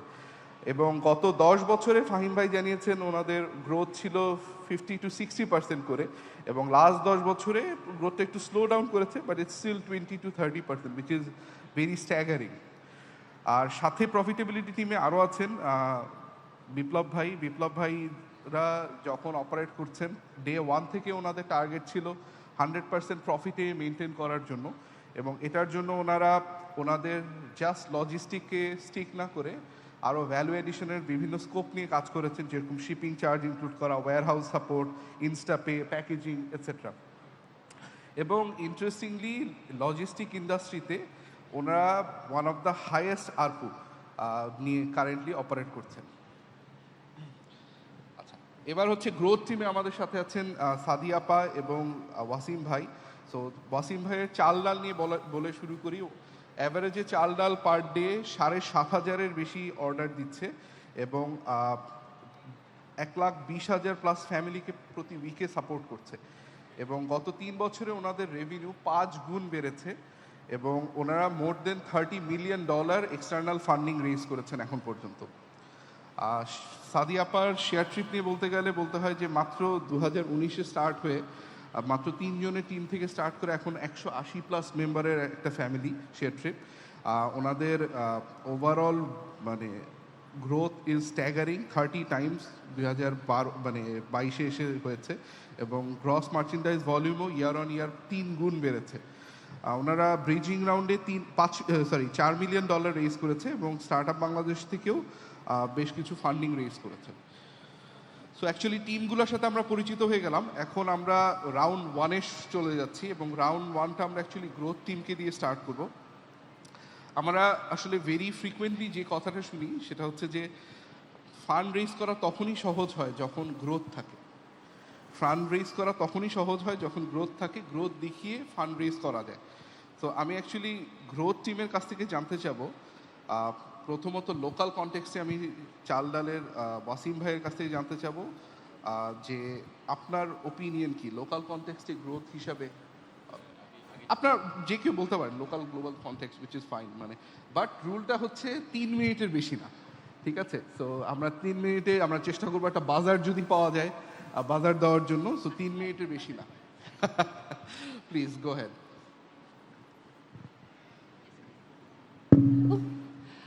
আচ্ছা, I think first of all thank you all for welcoming us. It's a brilliant day, এবং শেয়ার ট্রিপের পক্ষ থেকে এখানে প্রেজেন্ট করতে পারাটা আমার জন্য বেসিক্যালি এটা বিশাল বড় একটা গর্বের ব্যাপার। আজকের ডিবেটটা যেটা বলছে যে গ্রোথ ভার্সেস প্রফিটেবিলিটি এবং গ্রোথের পার্সপেক্টিভটা কী, এবং আমরা সবাই যেখানে আমরা অ্যাকুমুলেটেড হয়েছি on the context of start up. So I think basically আমাদের প্রথমে যে জিনিসটা বোঝা উচিত যে start up, what is the concept of startup, startup বলতে আমরা কী বুঝি, স্টার্টআপ দিয়ে আমাদের ভিশনটা কী, কিংবা why do we need a startup. So স্টার্টআপের মেইন ভিশনটা হচ্ছে গিয়ে যে আমরা it can be a product, এটা সার্ভিস হতে পারে, এটা নতুন কোনো টেকনোলজি হতে পারে, নতুন এক্সিস্টিং কোনো প্রোডাক্ট অথবা সার্ভিস হতে পারে, যেটাকে আমরা নতুনভাবে মানুষদের কাছে বেটার ওয়ে আমরা প্রেজেন্ট করব। সেটার পিছনে কারণটা কি? কারণ হচ্ছে গিয়ে যেন আমরা মানুষদের জন্য কনভিনিয়েন্স নিয়ে আসতে পারি, মানুষদের জন্য সিম্পলিসিটি নিয়ে আসতে পারি, টাইম সেভ করতে পারি, মানি সেভ করতে পারি, at the end of the day আমাদের কোম্পানিটাকে আরও বিগার করতে পারি। নাও গ্রোথ কেন ইম্পর্টেন্ট ফর স্টার্ট আপ? আমাদের আই থিঙ্ক ফার্স্ট রাউন্ডের টপিকটা ছিল যে গ্রোথ ইজ ইম্পর্টেন্ট আমাদের ফান্ড রেজ করার জন্য। ইফ উই লুক ইনটু যে আমাদের লোকাল পার্সপেক্টিভ এবং গ্লোবাল পার্সপেক্টিভ দুটাতেই, আই ডোন্ট থিঙ্ক এখন পর্যন্ত কোনো স্টার্টআপ এসেছে যারা গ্রোথ না দেখিয়ে ফান্ড রেজ করতে পেরেছে। প্রফিটেবিলিটি দিয়ে কখনো ভিসিরা কিংবা ইনভেস্টমেন্ট হাবরা তারা আসলে স্টার্টআপকে ডিফাইন করে না, স্টার্টআপকে জাজ করে না। কারণ আমার আগে দেখতে হবে যে আমি যা মার্কেটে নতুনভাবে আসছি, আমার যে ভিশনটা আছে যে মার্কেটটাকে রেভলিউশনাইজ করার জন্য, সেখানে আমি মার্কেটের কতটুকু ক্যাপচার করতে পারছি, মার্কেটটাকে কতটুকু অ্যাকোয়ার করতে পারছি, কাস্টমার্সদেরকে আমরা কতটুকু নিজেদের কন্ট্রোলে আনতে পারছি, স্পেশালি অনলাইন প্ল্যাটফর্মে নিয়ে আসতে পারছি। So growth is actually a critical factor যেটা আমাদের ইনভেস্টমেন্টটাকে কিংবা ফান্ড রেজটাকে এনকারেজ করে। আমি যদি শেয়ার ট্রিপের কথাই বলি, you already Shahriar gave the example যে শেয়ার ট্রিপ আমরা অফলাইনে স্টার্ট করেছিলাম ব্যাক ইন 2014। তারপরে আমরা 2019-এ আমরা শেয়ার ট্রিপকে ইন্ট্রোডিউস করলাম মার্কেটে। কিন্তু যদিও আমরা 2014-এ we were hitting profitability month on month আমাদের অফলাইন এজেন্সিটা দিয়ে, আমরা কিন্তু তখন আসলে ফান্ডটা পাইনি। আমরা ফান্ডটা পেয়েছি যখন আমরা বিগার ভিশন, বিগার অ্যাপ্রোচটা মানুষের কাছে, আমাদের ইনভেস্টার্সদের কাছে আমরা প্রেজেন্ট করতে পেরেছি। যে আমরা যদি আমরা অনলাইনে আসি, অনলাইনে আসলে আমাদের ট্রাভেল মার্কেটটা কিভাবে চেঞ্জ হবে, অনলাইনে যদি আসি তাহলে আমরা সেই জায়গাটাতে আমাদের ডিরেক্ট কাস্টমার্স যারা আছে তাদেরকে কতটুকু Agoda, booking dot com et cetera global OTS থেকে আমার প্ল্যাটফর্মে আমি কনভার্ট করতে পারবো। And these are all parameters of growth metrics. So growth ছাড়া আসলে ফান্ড রেজ করাটা উই ডোন্ট থিঙ্ক ইনিশিয়াল স্টেজে it really actually plays any significant role. প্রফিটেবিলিটিটা তখনই আসে যখন হচ্ছে গিয়ে আমাদের গ্রোথটা এমন একটা জায়গায় চলে যায় যে কাস্টমার অ্যাকুইজিশন কস্ট আমাদের নেমে আসছে, আমাদের ইবিটটা ইজ আন্ডার কন্ট্রোল, আমাদের হচ্ছে ব্র্যান্ড অ্যাওয়ারনেস কিংবা ব্র্যান্ড বিল্ডিং এগুলোর উপর আমাদের এক্সপেন্স কমে চলে আসছে। সো তখন automatically you don't need to push for profitability, আস্তে আস্তে ওটা প্রফিটেবিলিটির দিকে চলেই যাচ্ছে। বাট গ্রোথ ছাড়া ইনভেস্টমেন্টটা at the end of the day initial স্টেজে is to me it's completely not a very positive notion. আমার কি 3 মিনিট আছে না? ও সরি, 3 মিনিট পার হয়ে গেছে অনেকক্ষণ আগে। ওয়াসিম ভাই প্লিজ অ্যাড অন টু আপা যা বললেন। আচ্ছা, সো আমার মনে হয় স্টার্টআপ আসলে ফান্ডিং এর ব্যাপারে না, স্টার্টআপ আসলে হলো গিয়ে একটা ভিশনের থেকে আসে। হ্যাঁ, যে আমার ভিশনটা কি, যেমন আমি বলবো যে লেটস সে পদ্মা সেতু ইজ আ ভিশন। হ্যাঁ, সো পদ্মা সেতু যদি আমরা এক্সপেক্ট করি যে ডে 1 থেকে প্রফিটেবল হবে কিংবা 1 বছরের টোলের পেমেন্টটা চলে আসবে, তাহলে কিন্তু আমরা এত বড় ব্রিজ কখনোই বানাতে পারতাম না। ঠিক আছে, স্টার্টআপ ইজ অ্যাবাউট ভিশন, এবং ফান্ডিং হোক কিংবা প্রফিটেবিলিটি হোক is just a tool. So আমি যেভাবে কাজ করি হলো কি, আমি প্রথমে চিন্তা করি যে আমার কোম্পানি সার্ভাইভ করবে কি না, আর যদি আমি কমফোর্টেবল থাকি যে আগামী 2 বছর সার্ভাইভ করবে, দেন আই থিঙ্ক যে আমি কীভাবে 10 গুণ বড় করব। আমি 10 গুণ কীভাবে বড় করব এটা চিন্তা করতে গেলে, হ্যাঁ, মানে সার্ভাইভাল কিন্তু আসলে does not come from profitability, survival কিন্তু অনেক কিছু থেকেই আসতে পারে। হ্যাঁ, আমি মানুষজনকে যদি বলি যে আমার এখানে ভলেন্টিয়ার করেন, হ্যাঁ, কিংবা আমি ফান্ডিংয়ের জন্য যাচ্ছি, ওখান থেকেও কিন্তু সার্ভাইভালটা আসতে পারে। এবং ইনভেস্টাররাও কিন্তু বোকা না, ইনভেস্টাররা কিন্তু ফান্ডিং করতেছে এই কারণে না যে ভাই এটা একটা এনজিও, ইনভেস্টাররা ফান্ডিং করতেছে because they expect a return, এবং রিটার্নটা তখনই আসবে যখন স্টার্টআপটা আলটিমেটলি প্রফিটেবল হবে। হ্যাঁ, সো এবং এই স্টার্টআপগুলোর যদি গ্রোথ না থাকে, আসলে ইনভেস্টারের জন্য যেটা ইম্পর্টেন্ট সেটা হলো গিয়ে গভর্নেন্স মানে হলো গিয়ে ব্যবসার মধ্যে এমন একটা সিস্টেম থাকবে যে এখান থেকে আমরা টাকাটাকে লাভটাকে আলাদা করে নিয়ে এসে আমাদের একটা মানে আমরা ইনভেস্টরদেরকে পে ব্যাক করতে পারবো। লেটস সে খুব ভালো এক্সাম্পল আই গেস বিক্যাশ ও গ্রামীণ ফোন, রাইট? ব্যবসাটার সাইজটা এত বড় যে উপরে যে গভর্নেন্স স্ট্রাকচার এটাকে সাপোর্ট করে। হ্যাঁ, এখন যদি আমি চিন্তা করতাম যে আমি একটা মুদির দোকান করব, আমি প্রথম 10 দিন প্রফিটেবল হবো, আমি কিন্তু ওই গভর্নেন্স স্ট্রাকচার সেট আপ করতে পারতাম না, কারণ আমার ওই দোকানে বসে প্রত্যেক দিন লাভ করে ক্যাশটাকে হিসাব রাখতে হতো। The governance structure is only possible when you have a large thing. So I think growth is the fundamental aspect that defines a startup. এবং গ্রোথ থাকলে আলটিমেটলি প্রফিটেবিলিটি হবে। এর মানে এই না যে আমি গ্রোথটা যেভাবে হোক সেভাবে আনবো। হ্যাঁ, এরকম না যে আমি 1000 টাকার নোট বললাম যে 500 টাকা করে বিক্রি করব। না, আমাদের ইন্টারনালি বিলিভ থাকতে হবে যে ultimately it becomes profitable, and that is the key to a startup. Thank you. Thank you Wasim ভাই। এবার চলে আসতেছি প্রফিটেবিলিটি টিমের দিকে, ফাহিম ভাই এবং বিপ্লব ভাই। তো ওনাদের মানে অ্যাজ এ মডারেটর আমার কাজ হচ্ছে এখানে আনবায়াস থেকে ঘি ঢালার দুই পক্ষে আগুনে। তো ওনাদের মেইন কথা হচ্ছে গ্রোথ বাদে স্টার্টআপই হয় না, গ্রোথ বাদে অ্যাকচুয়ালি প্রফিটেবিলিটির কোনো প্রশ্নই আসে না। কথাটা কি ঠিক, এবং আপনাদের ওপিনিয়ন কি এটার এগেইনস্টে? ধন্যবাদ। আসলে আজকে বলা হয়েছে ঝগড়া করার জন্য, আমি ব্যক্তিগতভাবে ঝগড়াটা মানুষ না, তারপরও যেহেতু রিংয়ের মধ্যে দিয়ে দেওয়া হয়েছে, মানে এখানে যেই দুজন আছে আমাদের মানে প্রতিপক্ষ দুজনই আমার খুব কাছের মানুষ, যে একজন ছোট ভাই একজন ছোট বোন, অতএব কেউ যাতে কোনো কিছু মনে না করে কিছু। আচ্ছা, যেহেতু মানে ডিবেট, সেই জন্য কিছু বলা আর কি।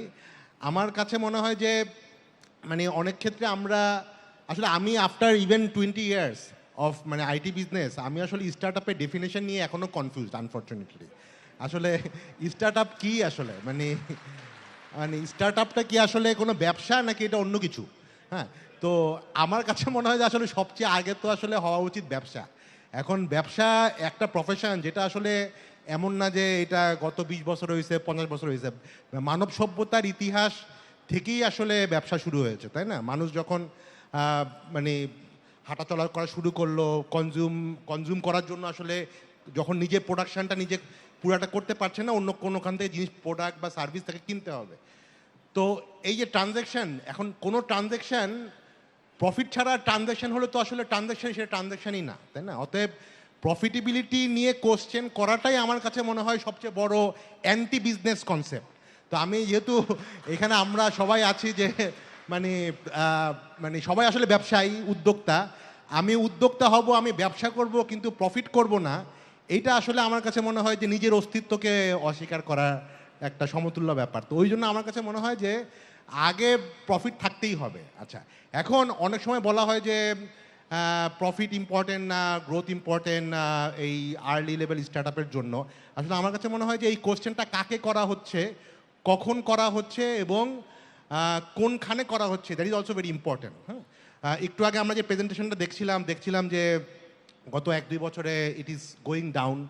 আজকের যদি এই ডিবেটটা আজ থেকে 2021 সালে হতো, দেখা যেত যে আমরাও হয়তো ওই গ্রুপে চলে যেতাম। হ্যাঁ, এখন আমি জানি প্রিটি শিওর যে ওয়াসিম বা সাদিয়াও মনে করতেছে ভালো তো এই দিকে থাকলে আর কি। তো এটা আসলে ডিপেন্ড করে কোন সময়ে এই কথাটা হচ্ছে। আচ্ছা, কাকে কথাটা বলা হচ্ছে এটা ভেরি ইম্পর্টেন্ট। দেখেন, আমরা যখন উদ্যোক্তা তখন আমাদেরকে একভাবে বলা হয়, সেম কোশ্চেনটাই যদি একটা ভিসিকে করা হয় সে কি বলবে? একটা ভিসিও কিন্তু আসলে ব্যবসা করার জন্যই আসছে। একটা ভিসিও কিন্তু আসলে তার চিন্তা থাকে সে টাকা ইনভেস্ট করবে, 3 বছর পরে এক্সিট নেবে। এক্সিট কি সে লসে নিতে চায়? Of course not. এক্সিট সে প্রফিটে নিতে চায়। তো ভিসিরা কিন্তু নিজের প্রফিটটা সবচেয়ে আগে দেখে। এখন সমস্যাটা হচ্ছে, সরি আমি একটু হয়তো এক্সট্রিম লেভেলে কথা বলছি, নর্মালি যেহেতু এটা ডিবেট হচ্ছে, অনেক ক্ষেত্রে আপনারা নিজেদের চিন্তা করেন হু ইউজেস হুম। আমরা মনে হয় যে অনেক ক্ষেত্রে মনে করি আমরা অনেক চালাক, ভিসিদেরকে আমরা ব্যবহার করি, ভিসির টাকা নিয়ে আমরা ব্যবসা করি। অনেক ক্ষেত্রে কিন্তু ব্যাপারটা উল্টা হয়, ভিসিও আপনাদেরকে ব্যবহার করে বা আমাদেরকে ব্যবহার করে। ভিসি সামটাইমস থিঙ্ক দ্যাট মানে মানে খুব এক্সট্রিম লেভেলে they also use start up founders as guinea pig. তারা 10টা জায়গায় টাকা দিবে, একটা জায়গায় তারা এক্সিট নিয়ে ওইটা দিয়েই তারা প্রফিট করবে। বাট এই ডামাডোলে অনেক স্টার্ট আপ খুব আর্লি লেভেলে শহীদ হয়ে যায়। তো সেইটা আমার কাছে সবচেয়ে বড় মানে কনসার্নের জায়গা, যে ওভারঅল ন্যারেটিভটাই এরকম হয়ে গেছে যে ভিসিরা আমাদেরকে পুশ করে প্রফিট হতেই হবে 2-3 বছর পরে আমি টিকলাম কি না টিকলাম ওর কোনো ফ্যাক্টর না। আমার গত 10 বছরে এরকম অনেক স্টার্ট আপ দেখেছি যারা আসলে 2-3 বছর পরেই ন্যাচারাল ডেথ হয়ে গেছে, because they went for growth but ultimately they fell apart. কিন্তু ওরা যদি প্রফিটেবিলিটি রাউটে যেত তাহলে I am pretty sure these are all talented entrepreneurs, তাদের অনেকেই হয়তো এখন টিকে থাকতে পারতো, আস্তে আস্তে যেতে পারতো। তো আমার কাছে মনে হয় যে আমি আসলে আর শহীদ দেখতে চাই না, আর উদ্যোক্তা শহীদ দেখতে চাই না। আমি মনে করি যে প্রফিটেবিলিটির মাধ্যমেই এরা টিকে থাকতে পারবে লং টার্মে। ধন্যবাদ, আর পরে হয়তো আরও ডিসকাশন হবে। বিপ্লব ভাই। Thank you everyone. আমি আসলে আমার একটু নিজে কথা বলার আগে অডিয়েন্সের দিকে একটু তাকাই, দেখি অডিয়েন্স কি বলে। আচ্ছা, আমরা কতজন আছি প্রফিট এর দিকে তাকাই, যে আমরা ব্যবসায় প্রফিট করতে চাই? একটু দিয়ে হাত দেখি। সো আসলে অ্যান্সার ইজ হিয়ার, যে আমরা সবাই ব্যবসায় লাভ চাই নাকি? গুড। সো দো is a debate. I have started my business in back 2014. So 2014 সাল থেকে ব্যবসা শুরু করা থেকে 2023, ফাহিম ভাই ভেরি ক্লোজ টু মি এবং ওয়াসিম ভাই is also very close to me, তারা একদম কাছে থেকে দেখেছে। সো আসলে ব্যবসার ক্ষেত্রে যেটা হয় যে আমরা যখন গ্রোথ নিয়ে কথা বলি, গ্রোথ তো definitely is a part of the business, আমার গ্রোথ লাগবেই। বাট আমরা যখন ফাইন্যান্সিয়াল স্টেবিলিটির কথা বলি, আমরা যদি লাস্ট 2 ইয়ার্সের ডাউনফলটা দেখি, কোন কোম্পানিগুলো আসলে স্টেবল অবস্থায় আছে?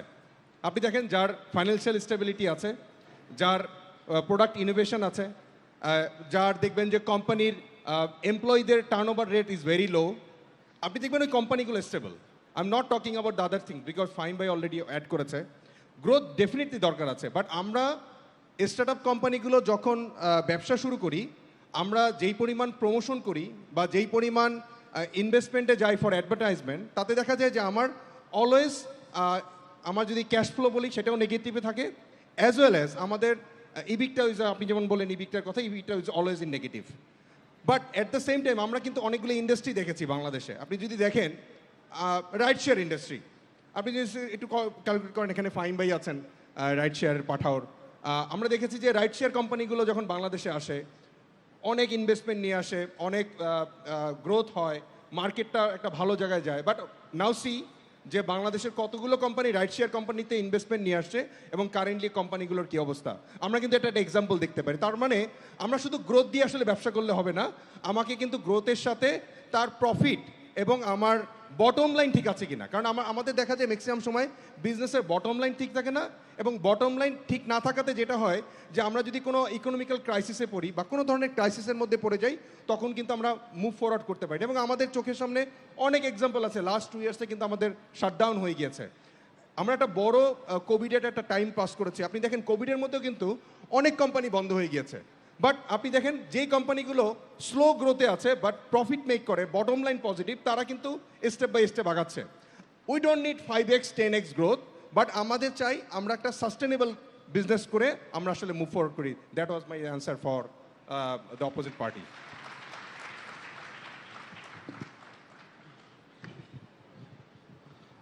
রাউন্ড ওয়ানে প্রফিটেবিলিটি টিমের অ্যাকচুয়ালি যে পয়েন্টগুলো রেজ করেছে, তো এর ভিতর থেকে 2টা পয়েন্ট আমাকে মানে খুবই স্টিক আউট।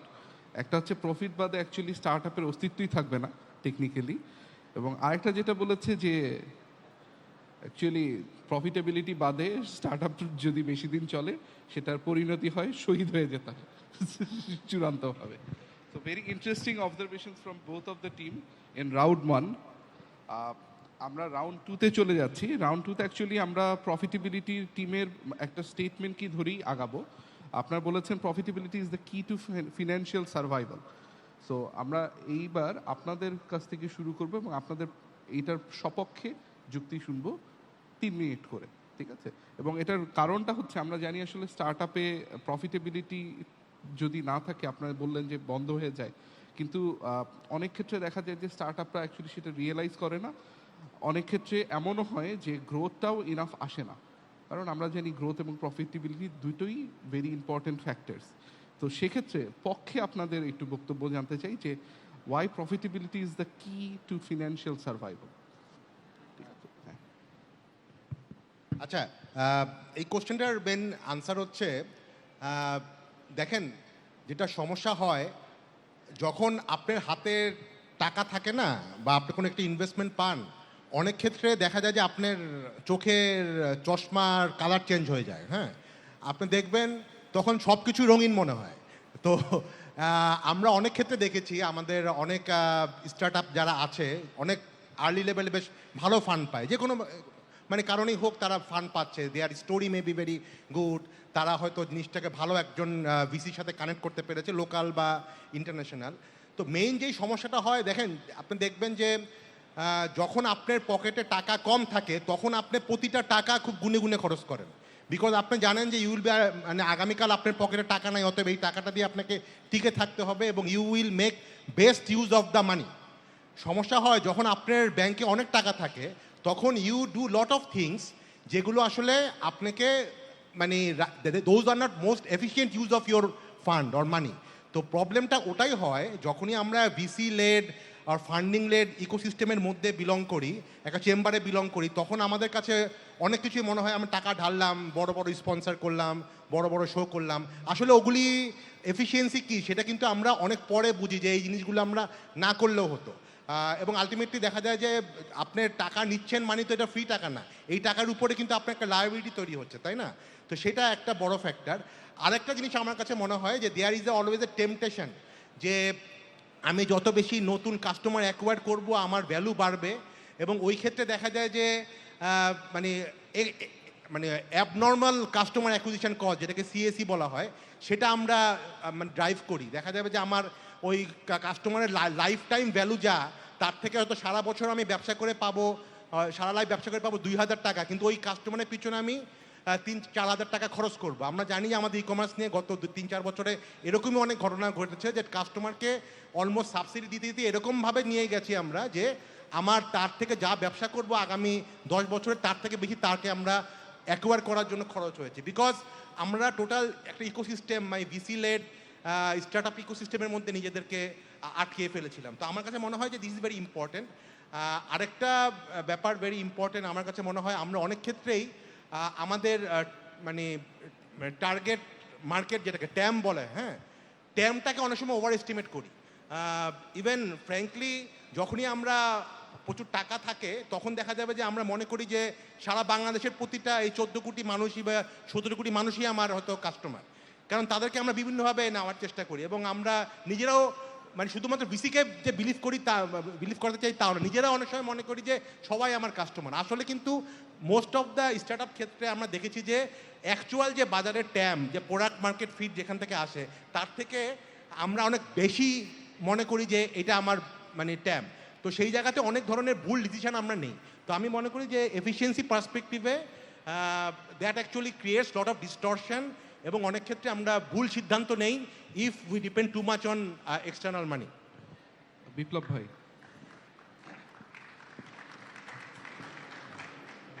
ফাইন্যান্সের ক্ষেত্রে যেটা দেখা যায় যে আসলে ম্যাক্সিমাম ক্ষেত্রেই প্রফিটেবল কোম্পানিগুলো কিন্তু আসলে খুব অ্যাকাউন্টেবল হয় টু দ্য ইনভেস্টার, কারণ প্রফিটেবল কোম্পানির কিন্তু আসলে ইনভেস্টার থাকে বা বোর্ড থাকে। তো আমরা একটা জিনিস দেখি যে আসলে ফাইন্যান্সের যে মেইন যে আমরা যে ফাইন্যান্সগুলোকে যখন ডিল করি উইথ দ্য এক্সটার্নাল এবং ইন্টারনাল যে ডিপার্টমেন্টগুলো থাকে, সেই ফাইন্যান্সিয়াল পার্টগুলোতে আমরা সবসময় দেখে আসছি যে গ্রোথ কোম্পানিগুলো অলওয়েজ খুব অ্যাগ্রেসিভ থাকে। তারা যখন ফান্ড পেয়ে যায়, ফান্ডটা পাওয়ার পরে খুব অ্যাগ্রেসিভলি তারা মার্কেটিংয়ে যায়, অ্যাগ্রেসিভলি তারা যেটা ফাইন ভাইয়া বললো যে তারা টোটাল জিওগ্রাফি কভার করতে চায়, কাস্টমার বেস অনবোর্ড করতে চায়, but at the same time আমাদের কিন্তু আসলে ওই ফাইন্যান্সের উপরে কন্ট্রোল অনেক সময় থাকে না। তাতে অনেক সময় যেটা দেখা যায় যে একটা গ্রোথ বেস কোম্পানি যারা শুধুমাত্র আসলে ইনভেস্টমেন্টে ফোকাস, যারা শুধু ফান্ড রেজিংয়ে ফোকাস, তারা কিন্তু আসলে যেহেতু প্রফিটেবিলিটির ফোকাস থাকে না ইনিশিয়ালি, অনেক সময় দেখা যায় যে একটা কোম্পানি 7 বছর 8 বছর থেকে তারা শুধু ফান্ড রেজ করছে, বাট ওই রকম আমার মার্কেটে তাদের কোনো ইম্প্যাক্টও নাই। আপনি দেখবেন যে ইভেন আমি যদি বলি বাংলাদেশি কয়েকটা কোম্পানি আছে, আমি দেখেছি যে এটা আমার একদম গার্ড ফিলিং যে অনেক ফান্ডিং রেজ করেছে, বাট সেই ক্ষেত্রে মার্কেটে কোনো ইম্প্যাক্ট নাই। আমি যদি বিকাশের কথা বলি, বিকাশ আমরা বললাম যে বিকাশের আমাদের হিউজ ফান্ড রেজ হয়েছে, ওদের আলিবাবার ইনভেস্টমেন্ট আছে, অ্যান্ড ফাইন্যান্সের ইনভেস্টমেন্ট আছে, বাট আমরা কিন্তু তাদের ভিজিবল ইম্প্যাক্ট দেখতে পারি মার্কেটে। বাট এরকম অনেক আমাদের investment VC investment base company আছে যাদের ইনভেস্টমেন্ট হওয়ার পরেও মার্কেটে ইম্প্যাক্ট নাই। সেকেন্ড হচ্ছে তাদের বার্ন আউট রেট খুব হাই এবং তাদের টার্ন ওভার রেশিও হাই। আপনি দেখবেন যে গ্রোথ কোম্পানিগুলোর হঠাৎ করে দেখবেন লে অফ হয়ে গেছে, এবং আপনি যদি দেখেন গত 2 বছরে শুধুমাত্র আমি বলবো না বাংলাদেশের বাইরেও হিউজ গ্রোথ বেস কোম্পানির লে অফ হয়েছে, এবং তাতে যেখানে দেখা যাচ্ছে যে তারা সাডেন লে অফ করেছে, এরকম না যে তারা কোনো ফর্মাল গোল্ডেন হ্যান্ডশেক দিয়েও লে অফ করেছে, তাও হয়নি। তো এই জায়গা থেকে যেটা মনে হয় যে প্রফিট বেস কোম্পানিগুলোতে কিন্তু এরকম আপনি কোনো নিউজ পাবেন না। হ্যাঁ, লে অফ হয় না তা না, লে অফ হয়, বাট সেটা হয় প্রপার ম্যানারে হয়, বা সেটা যদি দেখা যায় যে আমার যে প্রোডাক্ট বা সার্ভিস নিয়ে আমি কাজ করছি সেটা কারেন্ট মার্কেটের জন্য মেইন না। কারণ আমরা বা প্রফিট বেস কোম্পানিগুলো কিন্তু দেখবেন যে তাদের প্রোডাক্ট সার্ভিস এবং ইনোভেশনগুলো একদম মার্কেট কেন্দ্রিক হয়, তারা মার্কেটের ট্রেন্ডের সাথে আগায় এবং তারা কিন্তু হুট করে পড়ে যায় না, হুট করে কোনো লে অফও হয় না, হুট করে কোনো বার্ন আউটও হয় না। So thank you. Some very interesting point. প্রথম পয়েন্ট হচ্ছে যেটা 3টা পয়েন্ট আমি কি টেকওয়ে হিসেবে দেখছি এই প্রফিটেবিলিটি টিমের এখান থেকে। প্রথম কথা হচ্ছে ফান্ডিং পেলে স্টার্ট আপরা রঙিন চশমা পরে ফেলে। সো এটার কারণে দেখা যায় যে they focus a lot on growth, এবং এটার কারণে অ্যাকুইজিশন কস্ট বেড়ে যায়, অ্যাগ্রেসিভলি মার্কেটিংয়ে স্পেন্ড করে, এবং অনেক ক্ষেত্রে ওভার এস্টিমেট করে on the target market. So very interesting points. আমি একটু কাউন্টার পয়েন্ট শুনতে চাই টিম গ্রোথ থেকে। First of all, with all due respect, there was a comparison যে আমরা যদি একটা মুদির দোকান স্টার্ট করি তাহলে আমরা day 1 থেকে প্রফিটেবল হতে চাই। We are startups, we are not মুদির দোকানস। we bring in technology, we bring in innovation, we bring in modernization, modification, এবং সেগুলা is not something যে আমি একটা কাঠের একটা শেলফ লাগাই দিলাম, 3টা প্রোডাক্ট ডিসপ্লে করলাম, বললাম যে ভাই আসেন আমার এখান থেকে সার্ভিসটা নিয়ে যান, ডিমটা নিয়ে যান, চালটা নিয়ে যান, right? So the thing is that যখন আমরা স্টার্টআপের কথা বলছি, these are all high investment portfolios, and whenever you have high investment portfolios you need to have funding. এখন আমাদের সেকেন্ড পয়েন্ট ছিল যে প্রফিটেবিলিটি ছাড়া আসলে আমরা সাস্টেইন করতে পারবো না, উইচ ইজ আলটিমেটলি দ্য কি বলে আলটিমেট ট্রুথ, যে হ্যাঁ আমাদের আলটিমেট গোল হচ্ছে প্রফিটেবিলিটিতে যাওয়া। কিন্তু আমরা যারা হচ্ছে গিয়ে আর্লি স্টেজ স্টার্টআপ আছি, যারা গ্রোথ স্টেজ স্টার্টআপ আছি, তারা আমরা কি করতে চাচ্ছি, আমরা উই আর, যেটা I think Biplab made all the points for us, যে প্রফিটেবিলিটি যদি আমি শুধু হিট করতে চাই তাহলে কি হচ্ছে, I am continuously chasing the fact that আমার কোন জায়গা থেকে আমার খালি লাভ আসবে, 2 টাকা 5 টাকা 10 টাকা 15 টাকা। আমি তখন ক্যাক খেয়াল করছি না, আমি এলটিভি খেয়াল করছি না, আমি খালি খেয়াল করছি কি যে আমার কোথা থেকে আমার পকেটের মধ্যে 10 টাকা আসবে। এখন সেই 10 টাকা যদি আমি অ্যাজ আ স্টার্টআপ ফাউন্ডার আমার পকেটে ঢুকাই, অফকোর্স আমার কোম্পানির ধস নেমে আসবে, বাট সেই 10 টাকা যদি আমি আর্ন করে আমার কোম্পানিতে ঢুকাই, আমার স্টার্টআপে ঢুকাই, সেটা কিন্তু আমার গ্রোথেও হেল্প করছে। গ্রোথ যখন আমার আসছে তার সাথে সাথে আমার বেটার কাস্টমার অ্যাকুইজিশন কস্টও নেমে আসছে। At the end of the day আমি প্রফিটেবিলিটির দিকে যেতে পারছি। অ্যানাদার কি ইম্পর্টেন্ট ফ্যাক্টর, কোভিডের কারণে যে এক্সাম্পলটা হয়েছে, যে প্রচুর স্টার্টআপের যে শহীদ বলেন কিংবা ধস নেমে এসেছে কিংবা দে ফেল অ্যাপার্ট, পিছনে কারণটা কী ছিল? হ্যাঁ, ওই যে চোখে অনেকের রঙিন চশমা ছিল, of course I agree, I can not disagree with the fact, but another কি ইম্পর্টেন্ট ফ্যাক্ট ওয়াজ দ্যাট যে আমরা নিজেদেরকে একটা পর্যায়ে গিয়ে ওই কনফিডেন্স লেভেলে নিয়ে আসি যে আমাদের প্রোডাক্ট ইজ দ্য বেস্ট, এবং আমরা সেখানে প্রোডাক্ট মডিফিকেশন কিংবা deviation or improvisation based on the situation, যে আমার আসলে মার্কেটের ডিম্যান্ড কী। আমি যদি ট্রাভেলের এক্সাম্পলটা বলি, শেয়ার ট্রিপের ফর শিওর কোভিডের টাইমে বসে যাওয়া উচিত ছিল। There was, even though I have funding, but still আমি ফান্ডটা ইউটিলাইজ করবো কোথায়? এয়ারলাইন্স আর ক্লোজড, হোটেলস আর ক্লোজড, নো ডিরেক্ট ট্রাভেলার্স, তাহলে আমার আসলে লাভটা কোথায় কিংবা আমার ব্যবসাটা কিসের উপর ডিপেন্ড করবে? কোভিডে আমরা দুটো জিনিস ইন্ট্রোডিউস করেছি। একটা হচ্ছে আমাদের অফলাইন এজেন্ট, ট্রাভেল এজেন্ট যারা আছে তাদেরকে অনলাইনে কনভার্ট করে নিয়ে আসা। So that means your pivoting your business model, whether আপনাদের কাছে আমাদের কাছে সেই ভিশনটা আছে কি না, যে আমি এতদিন ডিরেক্ট কাস্টমারকে আমি অ্যাচিভ করছিলাম, but direct customer is not my only base, there is another base যাদেরকে আমি আসলে কেটার করতে পারবো। এবং সেই জায়গাটা ওই the vision to pivot, the vision to upgrade yourself or maybe look into another portfolio which are similar to you, এই জিনিসগুলো plays an important factor in order to sustain। সেটা দিয়ে কিন্তু আমরা তখন কোভিডের টাইমে আমরা প্রফিটেবিলিটি হিট করিনি, but we had the highest number of recruitment at that point of time, we received bridge round investment at that point of time. আমরা ইনভেস্টমেন্ট রেজ করেছি, আমাদের রিক্রুটমেন্ট সব থেকে হাই ছিল, আমাদের product innovation was the highest at that point of time. তো এই জিনিসগুলো আলটিমেটলি প্রুভ করে দিচ্ছে যে নেগেটিভ এক্সাম্পলস অফকোর্স মার্কেটে অনেক আছে, বাট আমরা নেগেটিভ এক্সাম্পলসগুলোকে নিয়ে আসলে এত বেশি মজা পাই কথা বলতে যে আমরা পজিটিভ এক্সাম্পলসগুলোকে কখনো প্রেজেন্ট করি না। No one talks about how Chaldal sustained in the ecosystem, how ShareTrip sustained in the ecosystem, how Pathao even though ride শেয়ারিংয়ের কম্পিটিশন অনেক বেশি আসছে, but how they are still sustaining in the ecosystem, right? So I think that আমাদের ওই টাইমটা চলে আসছে যে আমরা প্রফিটেবিলিটি যে only key factor, it's not the only key factor, there are other factors যেটা আমাদের সাস্টেনেবিলিটি হিট করে, অ্যান্ড আমাদের এখন ইটস হাই টাইম যে we start talking about those good examples যেগুলো আসলে সাস্টেনেবিলিটিতে it's creating an impact. Thank you. Wasim ভাই। Thank you. না, আমার 2 ক্লোজ ব্রাদার্স খুব ভালো ভালো পয়েন্ট দিল, বাট ওনাদের পয়েন্টগুলো আসলে সবকটাই রং। হ্যাঁ, শহীদ লাগবে, শহীদ ছাড়া স্টার্ট আপ হবে না। আমাদের আজ থেকে 100 বছর আগে যদি রাইট ব্রাদাররা পাগলের মতন চেষ্টা করতো না যে একটা উড়া যায় কেমনে, আমরা কিন্তু এরোপ্লেন পেতাম না। হ্যাঁ, আমাদের any sort of innovation requires that sacrifice, demands that sacrifice. প্রফিটেবিলিটির মধ্যে ফোকাস করলে আমাদের গার্মেন্টস ফ্যাক্টরি পাবো, আমরা কখনো গুগল পাবো না।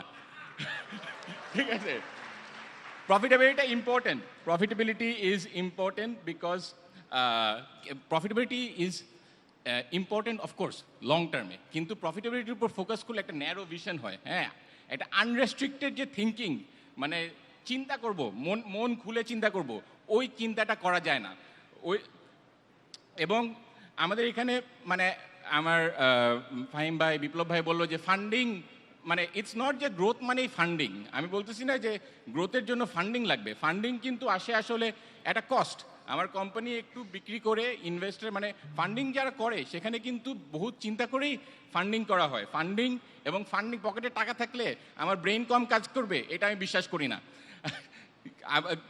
মানে ফান্ডিং থাকলেই যে ওটা ওয়েস্ট করা লাগবে ওইটা আমি বিশ্বাস করি না that can also happen for a profitable company দুনিয়াতে অনেক কোম্পানি আছে যারা অনেক প্রফিটেবল হ্যাঁ কিন্তু কয়টা কোম্পানি আছে যারা 100 বছরের বেশি টিকছে এইটা রাইট না যে প্রফিটেবল কোম্পানি হলে কোম্পানি সারা জীবন টিকে থাকবে all companies fail and I think there are enough studies that show যে কোম্পানি ফেল করার মেইন রিজন হলো গিয়ে ল্যাক অফ ইনোভেশন হ্যাঁ নোকিয়ার মতন company failed because they could not innovate it was an extremely profitable company so I think the key is innovation এবং key behind innovation is growth ওই গ্রোথের ওই জিনিসটা যদি না থাকে যে আমি কিভাবে 10 গুণ করব তাহলে কিন্তু আসলে ইনোভেশন হবে না এবং আমরা এখানে আসছি এই ছোট ছোট জিনিস করার জন্য আমরা আসছি বড় ভিশন ইমপ্লিমেন্ট করার জন্য হ্যাঁ নাহলে লাইফের মিনিং কি what is the meaning of life যদি আমরা একই ওই দৌড়ে এলাম we have to implement the large things in life এবং আরেকটা ফাইনাল একটা পয়েন্ট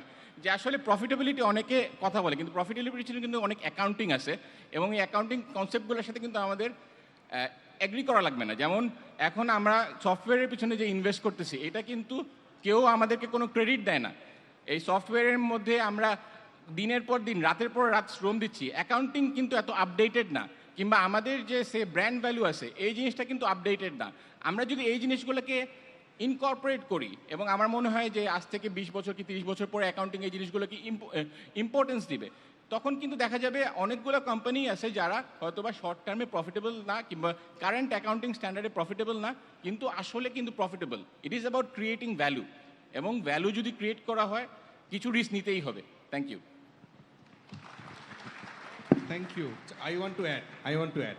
আচ্ছা আমি দিচ্ছি সুযোগ দিচ্ছি আচ্ছা both parties made some very excellent points এটার জন্যই আমরা অ্যাকচুয়ালি রাউন্ড 3-তে চলে এসেছি এবং this is our last round Biplob ভাই বলার জন্য খুবই এগার সো আমি ওনাকে দিয়ে স্টার্ট করব মিলিটারি টাইমিং 1 মিনিট প্রত্যেকে 1 মিনিট করে পাবো এবং এটা দিয়ে আমরা রাউন্ডটা ক্লোজ করব ঠিক আছে সো 1 মিনিটে প্রথমে বিপ্লব ভাই আপনার কাছ থেকে শুনতে যাচ্ছি না আমি জাস্ট ওয়াসিম ভাই থেকে শুরু করি ওয়াসিম ভাই যেটা বললো যে profitable is long term but if you considering যেটা হওয়া উচিত গ্রোথ কোম্পানিগুলোর আসলে লং টার্ম ভিশন থাকা উচিত মানে আপনি দেখবেন প্রফিট কোম্পানিগুলো কিন্তু আসলে লং টার্ম হলেও লং টার্ম সাস্টেন করে বাট ও কিন্তু ডে 1 থেকে প্রফিট না করলেও সো একটা সাস্টেনেবল ম্যানারে আগায় সো গ্রোথ মানে প্রফিট কোম্পানি কিন্তু লং টার্ম হয় না প্রফিট কোম্পানি হ্যাঁ লং টার্ম সাস্টেন করে বাট স্টার্ট করে আর আরেকটা জিনিস আমি যেটা দেখি যে গ্রোথ কোম্পানিগুলোর একটা ফোকাস মিসিং থাকে তারা আসলে সবসময় 5x 10x গ্রোথে থাকে আমি নট টকিং অ্যাবাউট ফান্ডিং মানে ফান্ডিং ছাড়াও গ্রোথ কোম্পানিগুলো তারা অ্যাগ্রেসিভলি মুভ করে ইন দ্য মার্কেট বাট তারা 5x 10x এর পিছনে সবসময় দৌড়ায় এবং দৌড়াতে গিয়ে যেটা দেখা যায় তারা বিভিন্ন ধরনের ফোকাস মিসিং করে যেমন এই যে আমি যদি বলি bottom line is completely missing এটা ডেফিনেটলি এটা আসলে ম্যানেজমেন্ট কল বা স্ট্র্যাটেজিক ডিসিশন ইন বিভিন্ন কেজি যে আমরা নেক্সট 2 বছর কোনো প্রফিট করব না উইল সাস্টেইন আমার হয়তো ক্যাশ ফ্লো অনেক বেশি বাট আপনি যদি আদার সাইড প্রফিট কোম্পানিগুলোকে দেখেন প্রফিট কোম্পানিগুলো হয়তো 5x 10x গ্রোথ না করলেও কিন্তু আসলে কন্টিনিউয়াস একটা সাস্টেনেবল মডেলে মুভ করে তারাও কিন্তু রঙিন চশমা পরে ঘোরে মানে শুধুমাত্র যে গ্রোথ কোম্পানি রঙিন চশমা করে ঘোরে তা কিন্তু না প্রফিট কোম্পানি ঘোরে বাট তারা একটা হাম্বল ম্যানারে থাকে সবসময় আপনি দেখবেন যে মানে যেটা হয় যে হাম্বলনেসটা কখনো মিসিং হয় না আমাদের মধ্যে কিন্তু সবসময় দেখা যায় যে না সবসময় গ্রোথ কোম্পানিগুলো মানে আমাদের প্রধানমন্ত্রী যেটা বলছে যে মুই কি হনুরে গ্রোথ কোম্পানির মধ্যে সবসময় একটা মুই কি হনুরে টাইপ একটা ভাব থাকে সো আমরা আমার মনে হয় এই জায়গাটাতে একটু ফোকাস করা উচিত ইন্টারেস্টিং ফাহিম ভাই 1 মিনিট আমার কাছে মানে একটা ইন্টারেস্টিং একটা জিনিস দেখছিলাম ওয়াসিম যখন বলছিল যে লাইফের মিনিং কি যদি স্বপ্নই না থাকে হ্যাঁ তখন দেখলাম আমাদের এই সামনের যারা একটু বসছে তারা একটু বয়স বেশি অ্যাবাভ 40 টাইপের লোকজন আর পিছনের দিকে আমি যখন দেখলাম যে বিলো 20 বা বিলো 25 ওরা বেশি হাততালি দিচ্ছিল সামনের দিকের লোকজন একটু হাততালি কম দিচ্ছিল স্বপ্ন আসলে ইয়াংরা দেখে আই এগ্রি তো সমস্যা হচ্ছে কি আমরা ওই যখন মানুষজন আসলে বয়স আস্তে আস্তে হয়ে যায় দেন দে বিকাম মোর প্র্যাকটিক্যাল। আমরা হয়তো একটু প্র্যাকটিক্যালের দিকে আসি বলে একটু এফিসিয়েন্সি প্রফিটেবিলিটি বেশি দেখছি। তোমরা যারা একটু পিছনে আছো তারা অফকোর্স স্বপ্ন দেখবে। I am not discouraging to kind of dream, বাট স্বপ্নটা একটু মনে হয় রয়েস হয়ে দেখা উচিত, যাতে মানে আকাশ কুসুম স্বপ্ন আমরা না দেখি। আমার কাছে একটা জিনিস খুবই খারাপ লাগে যখন আসলে মানে not in a bad sense, যে সবাই বলে ইউনিকর্ন ইউনিকর্ন। আমার কাছে মনে হয় unicorn term itself is a very মানে মানে weird term. Why we should be মানে ড্রিমিং টু বি ইউনিকর্ন? যখন বিল গেটস তার মাইক্রোসফট তৈরি করতে চেয়েছিল, সে কিন্তু ইউনিকর্ন হওয়ার জন্য করে নাই, he wanted to make a product.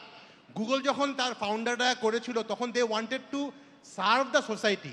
তো সেইটা আসলে মেইন মানে স্বপ্ন হওয়া উচিত, not to be a unicorn. The problem with growth or VC mentality is they make us too much commercial. তুমি ইউনিকর্ন হও, তুমি বড় লোক হও। পৃথিবীতে যদি ইতিহাস দেখা যায়, বড় লোক হওয়ার জন্য বড় বড় ইনভেনশন হয় নাই, ইনভেনশনগুলো হয়েছে সোসাইটিকে সার্ভ করার জন্য। তো আমার কাছে মনে হয় দ্যাট ইজ মোর ইম্পর্ট্যান্ট। একটা জিনিস দিয়ে শেষ করব, আমার মনে হয় আমাদের সবারই আসলে একটু প্র্যাকটিক্যাল সাইডে চিন্তা করা উচিত। আমরা চাই যে আমরা একটা প্রফিটেবল করব, গ্রোথ করব। আর যেহেতু সাদি একটা পয়েন্ট বলেছিল আমরা কি মুদির দোকান হবো কিনা, আমার কাছে মনে হয় ইফ ইউ মানে read the history of Walmart, which happens to be the largest retailer in the world at this moment. They started as a মুদির দোকান, now they are largest retailer. অতএব মুদির দোকান বা গার্মেন্টস কোম্পানি কিন্তু কোনো আনগ্লোরিফাইড জিনিস না, if you can become successful at the long term. That's it. Thank you.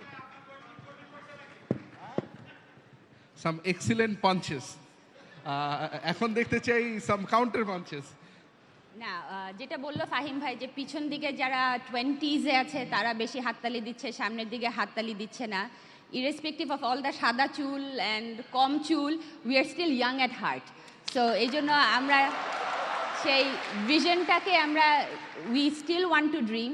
আমাদের ড্রিমের কোনো শেষ নাই। হ্যাঁ, রয়েস হয়ে ড্রিম করবো ফাহিম ভাই, অ্যান্ড আলটিমেটলি আমরা সাস্টেনেবিলিটির দিকেও যাব।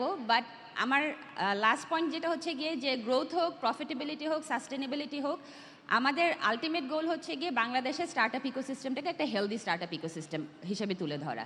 সেখানে যেন নেগেটিভ ইম্প্যাক্টস, নেগেটিভ টক্স না থাকে, সেখানে যেন পজিটিভ এক্সাম্পলস আমরা আরও স্ট্রংলি প্লেস করতে পারি। এবং সেগুলো হচ্ছে রঙিন চশমা খুলে থটফুলি চিন্তা করে, গ্রোথকে আগে চেস করে, then you go into the second round of how you can make yourself more profitable এবং আলটিমেটলি হিট দ্য বড় লোক shelf for you and for your entire company. Thank you. না, thank you. I think it was interesting discussion. হ্যাঁ, তো just শেষের দিকে আমি দুইটা অ্যাডভাইস, যেহেতু অনেক স্টার্ট আপ ফাউন্ডার ও পোটেনশিয়াল স্টার্ট আপ ফাউন্ডার আছে এখানে, আসলে গ্রোথ কিন্তু growth for the sake of growth, হ্যাঁ, is the nature of cancer cell. এই জিনিসটা কিন্তু মনে রাখতে হবে। জাস্ট গ্রোথের জন্য গ্রোথ করে গেলাম, এটা কিন্তু আসলে না। গ্রোথের বিহাইন্ডে একটা পারপাস থাকতে হবে, একটা মিনিং থাকতে হবে, যে এই গ্রোথটা করলে হয়তো আমি সার্টেন স্কেলে রিচ করতে পারবো, ওই স্কেলে রিচ করতে হলে প্রফিটেবল হতে হবে। এই কম্পাসটা যদি না থাকে তাহলে কিন্তু আসলে প্রবলেমেটিক। এবং ফাহিম ভাই একটু আগে বলছিল যে ওয়ালমার্ট শুরু করছিল অ্যাজ এ মুদির দোকান, আমি ওটার সঙ্গে অ্যাড করবো স্যামসংও কিন্তু একটা মুদির দোকান হিসেবে শুরু করছিল। Thank you. মডারেটরের কাছে যাওয়ার আগে, আপনি ক্লোজিং করার আগে আমি আমাদের অডিয়েন্স থেকে দুইটা কোশ্চেন নিয়ে আসছি।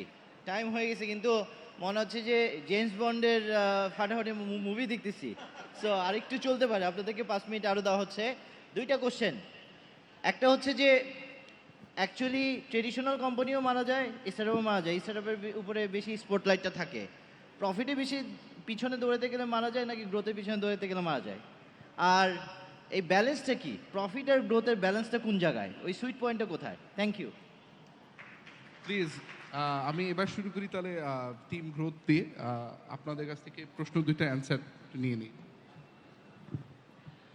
এই ব্যালেন্সটা বোঝাটা খুব ডিফিকাল্ট আমার ইয়েতে, যে ব্যালেন্সটা বোঝাটা, যে ফাহিম ভাই একটু আগে বলতেছিল যে আসলে এইটা নিজের উপর ডিপেন্ড করে, এটা অনেকটা ডিপেন্ড করে এনভায়রনমেন্টের উপরে। হ্যাঁ, সো এখানে ম্যাক্রো ফ্যাক্টরসগুলো আছে, এখানে মানে ম্যাক্রো ফ্যাক্টর মানে ওটা কি ইকোনমিতে টাকা নাই, হ্যাঁ এখন এটা কিভাবে মানে সবার সাইকোলজির উপর ডিপেন্ড করে। সো এখানে বিল গেটসের একটা অ্যাডভাইস আছে, বিল গেটসের অ্যাডভাইস হলো গিয়ে যে আই ইউজ টু ওয়ারি যে আমার আগামী 1 বছর ঠিক আছে নাকি, 1 বছর যদি আমি দেখি যে everything is sustainable then I focus on the rest. So I think that is advice that I have followed, যে আই ওয়ান্ট টু সি যে আগামী 1 বছর আমার কোনো সার্ভাইভাল রিস্ক নাই, and then focus on what we can create. Sadia পাপ।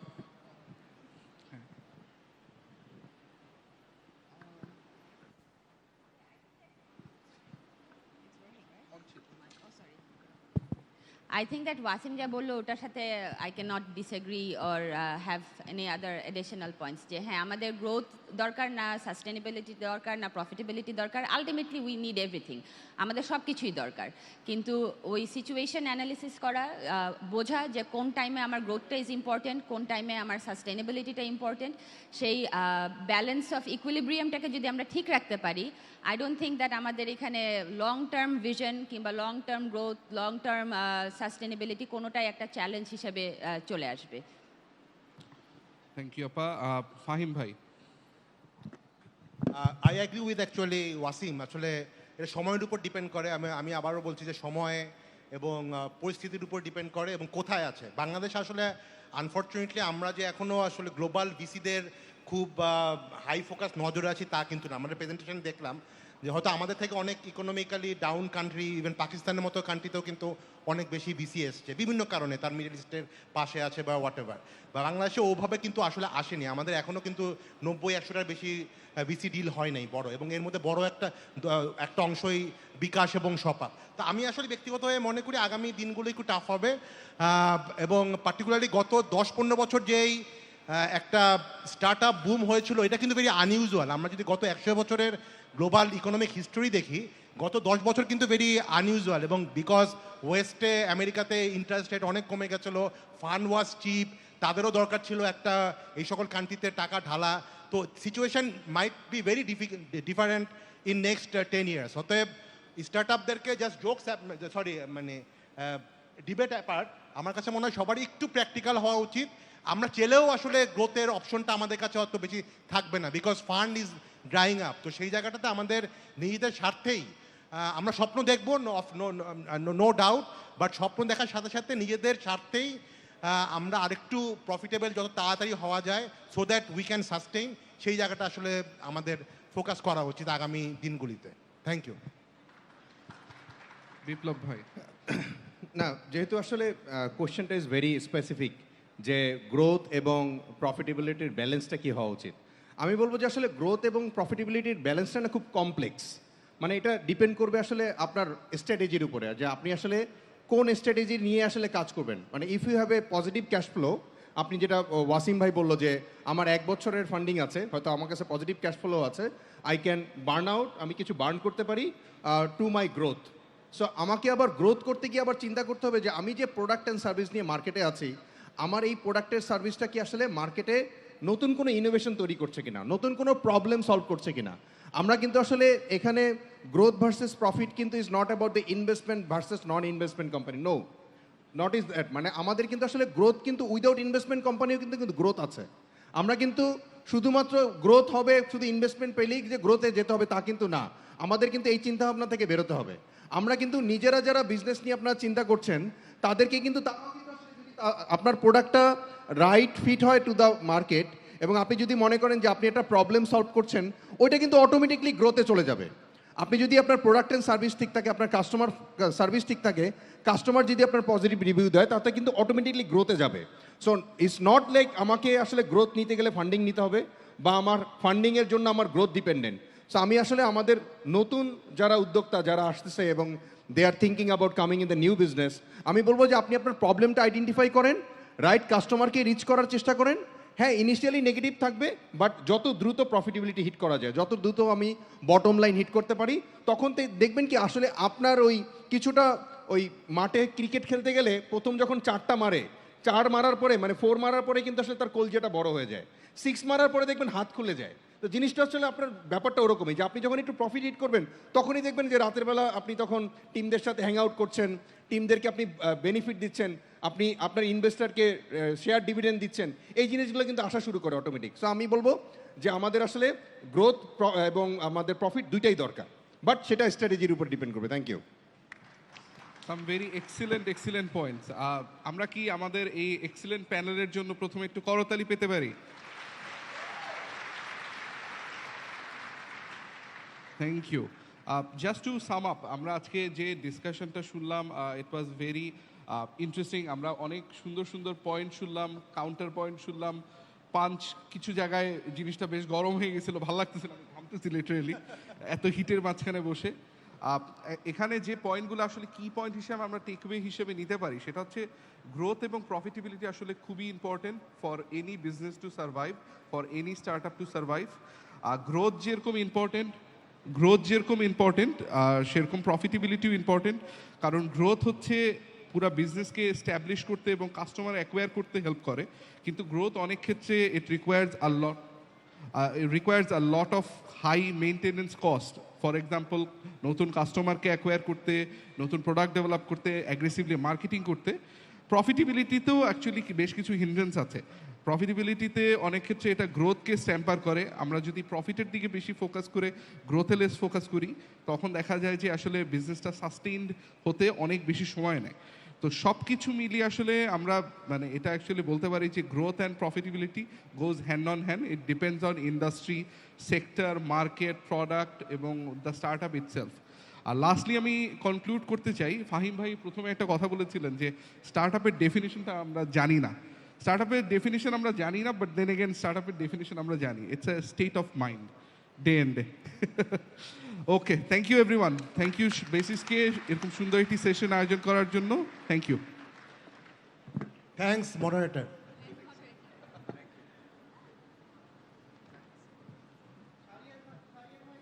জোরে হাততালি দিই আমাদের মডারেটর, আর thank you panel, wonderful conversation debate.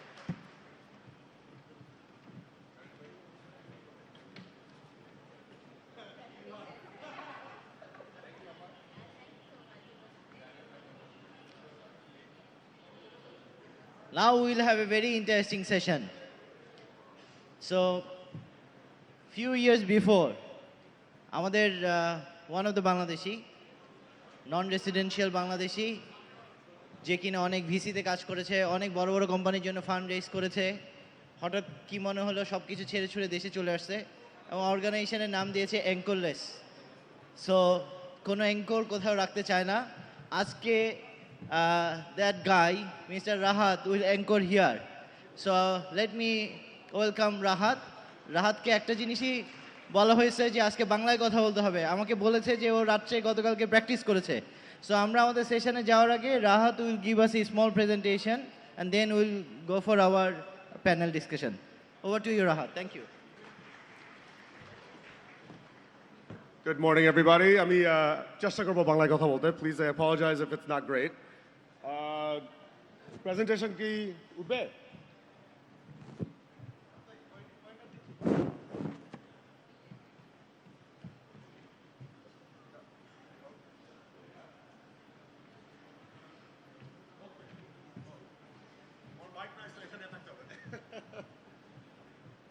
All right, good morning, everybody. So আমারে আদনান বলছে কয়েকটা ফান্ড রেজিং টিপ জলদি বলতে 10 মিনিটে। সো আমি 10 মিনিটে করব। প্রথম জিনিস শুনেন, your trying to raise money. আপনার আব্বা আম্মার কথা মানে think about your parents, right? তাদের টাকা জিজ্ঞেস করলে you have to be good at what you do, you have to be ready বিজনেসটা বিল্ড করার। আপনার এক্সপিরিয়েন্স লাগবে। সো আপনি হেলথ কেয়ার কোম্পানি করার জন্য you need to have either worked in healthcare or studied healthcare. That's serious. That makes sense. আমাদের বাংলাদেশে একটা ইস্যু আছে যে আমরা 22 বছর ধরে স্কুল থেকে গ্রাজুয়েট করে আমরা স্টার্ট আপ করবো। এটা ইজি না, অনেক ট্রাবল হয়। আমার একটা এক্সাম্পল আছে, আমাদের একটা founder Bappi. Bappi is I think he just turned 26. তার একটা কোম্পানি আছে হাইপ স্কাউট। সে গেছে ড্যাফোডিল ইউনিভার্সিটিতে। যখন ড্যাফোডিলে আসিল সে ইন্টার্নশিপ করছে পাঠাওয়ে ফাহিমের নিচে। 1 বছর পরে গ্রাজুয়েট করছে। গ্রাজুয়েট করার পরে 3 বছর পাঠাওয়ে কাজ করছে ডিজিটাল মার্কেটিংয়ের উপরে। তারপরে গ্র্যাজুয়েট করার পরে সে বলছে I understand digital marketing. I am going to start a company that helps influencers in Bangladesh. এটা এক্সপিরিয়েন্স নেয়া রিলেশনশিপ বিল্ড করছে তারপরে সে বলছে হ্যাঁ আমি এটা করতে পারবো and now at Anchorless we have funded him. We have great set of angel investors and now he is working with all the brands and agencies in the country.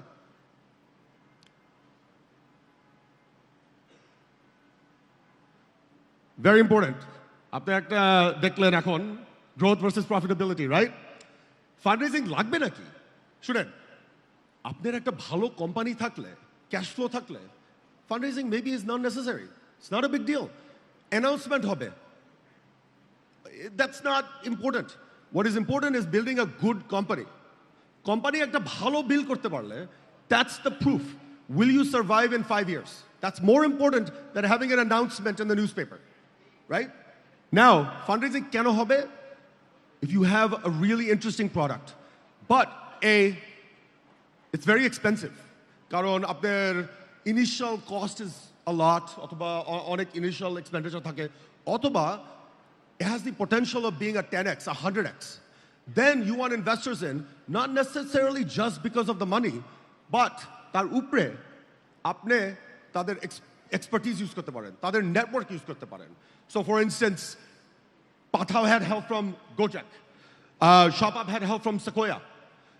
These are relationship investments. So I want জিনিস মনে রাখেন. And Oli Bhai, who is going to come up in a second, he's a really good example of somebody who is a brilliant tech team who can work for any company in Bangladesh and create a product যে সবাই use করতে পারে. And for him, growth is about sustainable cash flows and products that people are using day after day. And I think you'll talk about this in a bit. আমরা product market ফিটের অনেক কথা বলি তার উপরে আরেকটা মোর ইম্পর্টেন্ট জিনিস আছে ইনভেস্টর ফাউন্ডার ফিট শুনেন ইনভেস্টার্স টেকিং মানি এটা বিয়ের মতো অনেক দিন তাদের সাথে কাজ করতে হবে সো অনেক দিন কাজ করলে you have to get along with them right আপনি একজনের সাথে টাকা নিলে ইউ ডোন্ট গেট along আরে এক বছর 2 বছর অনেক প্রবলেম হবে the good Times are very good যখন প্রবলেম হয় তখন that's when it matters. Will they be there for you? Return expectations. That is very important কারণ অনেক মানুষ I want 20% return. That's okay. অনেক মানুষ হলো I want 5 times return in 3 years. That's also okay. কিন্তু তাদের সাথে বৈশা বুঝতে হবে এটা কি আমরা দুইজন এগ্রি করি নাকি And as I mentioned earlier, can they add value beyond money? So for instance, আপনি একটা healthcare company করলে if somebody is a PhD and understands the healthcare system in Bangladesh, অনেক value. But if they're just curious and they want to invest, value টা থাকবে না. তিনটা type of investors. So foreign versus local. Now, একজন America অথবা Singapore অথবা Amsterdam থেকে এখানে বাংলাদেশে আসলে chances are they want a very high return কারণ তারা অনেক রিস্ক নিতেছে.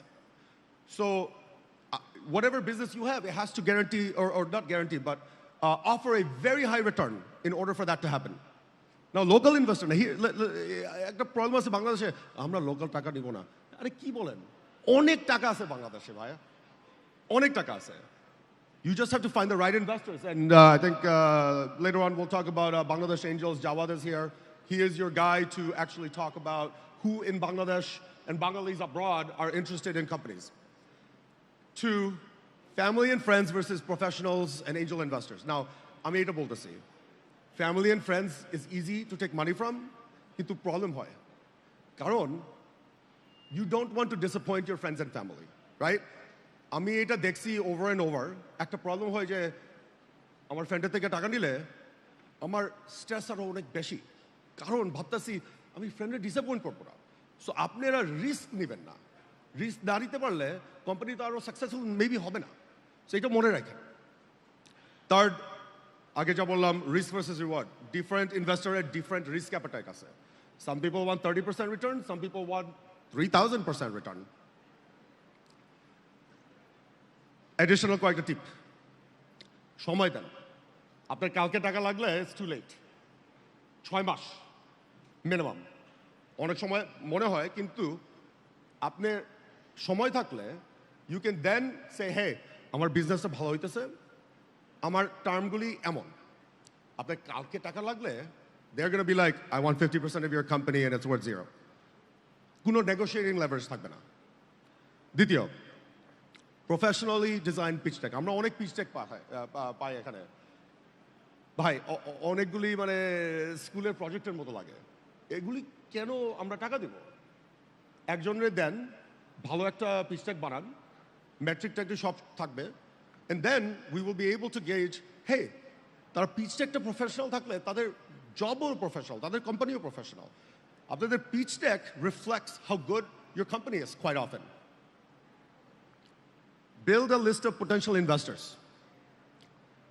10, 20, 30 investor list থাকা you then বলেন ওকে আমারে 2 মাস দিব, 2 মাসে সব ইনভেস্টরের সাথে কথা বলবো, বেস্ট অফার যে দেয় তাদের থেকে টাকা নিতে পারবো। কারণ সময় matters, right? The sooner you take the money and you start building, the sooner you have a company that is growing. Fourth, when possible, get warm introductions. ইনভেস্টারদের তো অনেক ফান্ডার আসে, বলতেছে টাকা দেন টাকা দেন টাকা দেন, কিন্তু ফর এক্সাম্পল ফাহিম অথবা আইমান আমার ইমেল করে বলে এই ছেলেটা আমি অনেক ভালো চিনি, তারা একটু দেখেন, I will meet him for coffee for 30 minutes because Ayman told me, right? That is a relationship because I trust him. Send emails or messages with a clear ask.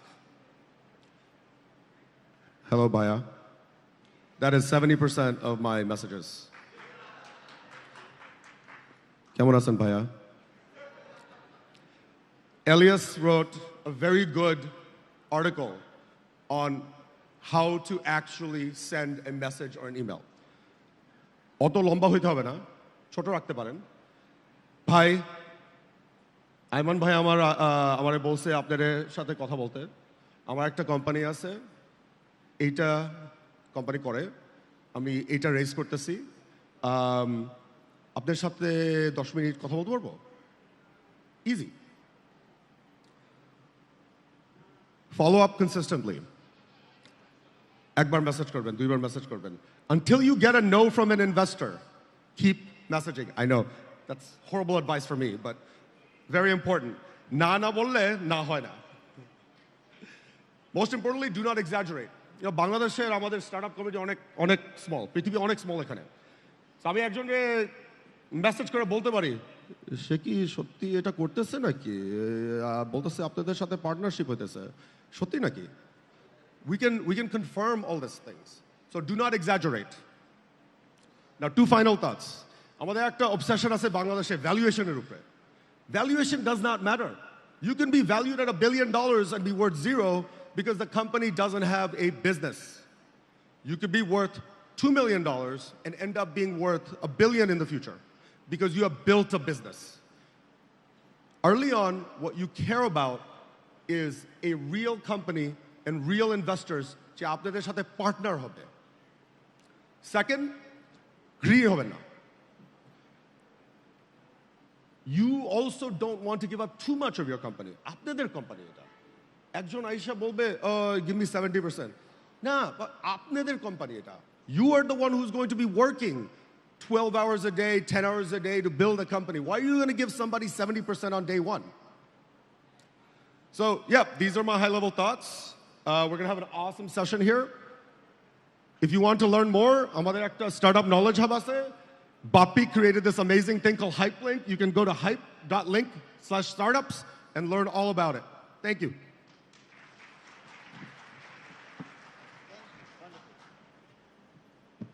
Thank you, Rahat. Don't go. আমরা আমাদের ইয়ে দেওয়া হবে, please come and sit. আমাদের সেশনটা শুরু করে দিই, but Rahat, I wish যে 10 বছর আগে এই সেট আপ কনফারেন্সটা হতো, তাহলে আমার অনেক সুবিধা হইতো। Anyway, I would like to invite our guest. We have Fahim Ahmed from Pathao, then we have Mohammad Oli Ahmed, অলি ভাই, from Intellectual Machine, we have Salman Hossein Beg from 10 Minute School, and we have Ahmed Zawad Yusuf from Bangladesh Angel Network. Thank you. So,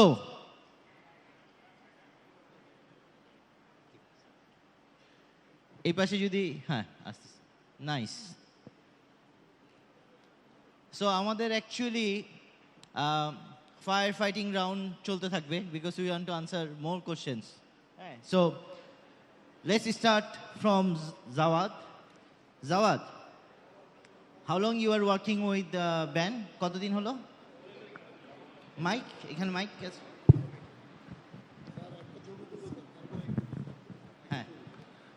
It's been 3 years, 3 বছর হচ্ছে আমার।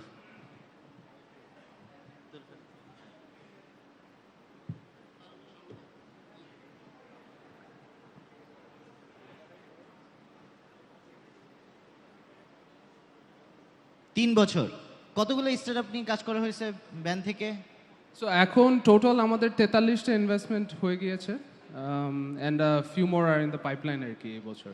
আর কতজন investor ব্যানে আছে so far so আমাদের এখন যেরকম আমাদের it's a syndicate it's a community right so আমরা কিন্তু just to be clear we are not a fund manager right so it's a community of members who are investors looking into startups ব্যবসা right so আমাদের এখন 400+ members ছিল যেখান থেকে 250 জন active members in the last 1 year invest করেছে বা last 5 কোয়ার্টার্সে ইনভেস্ট করছে রাইট আর আমাদের মেম্বারশিপ এখনো আছে।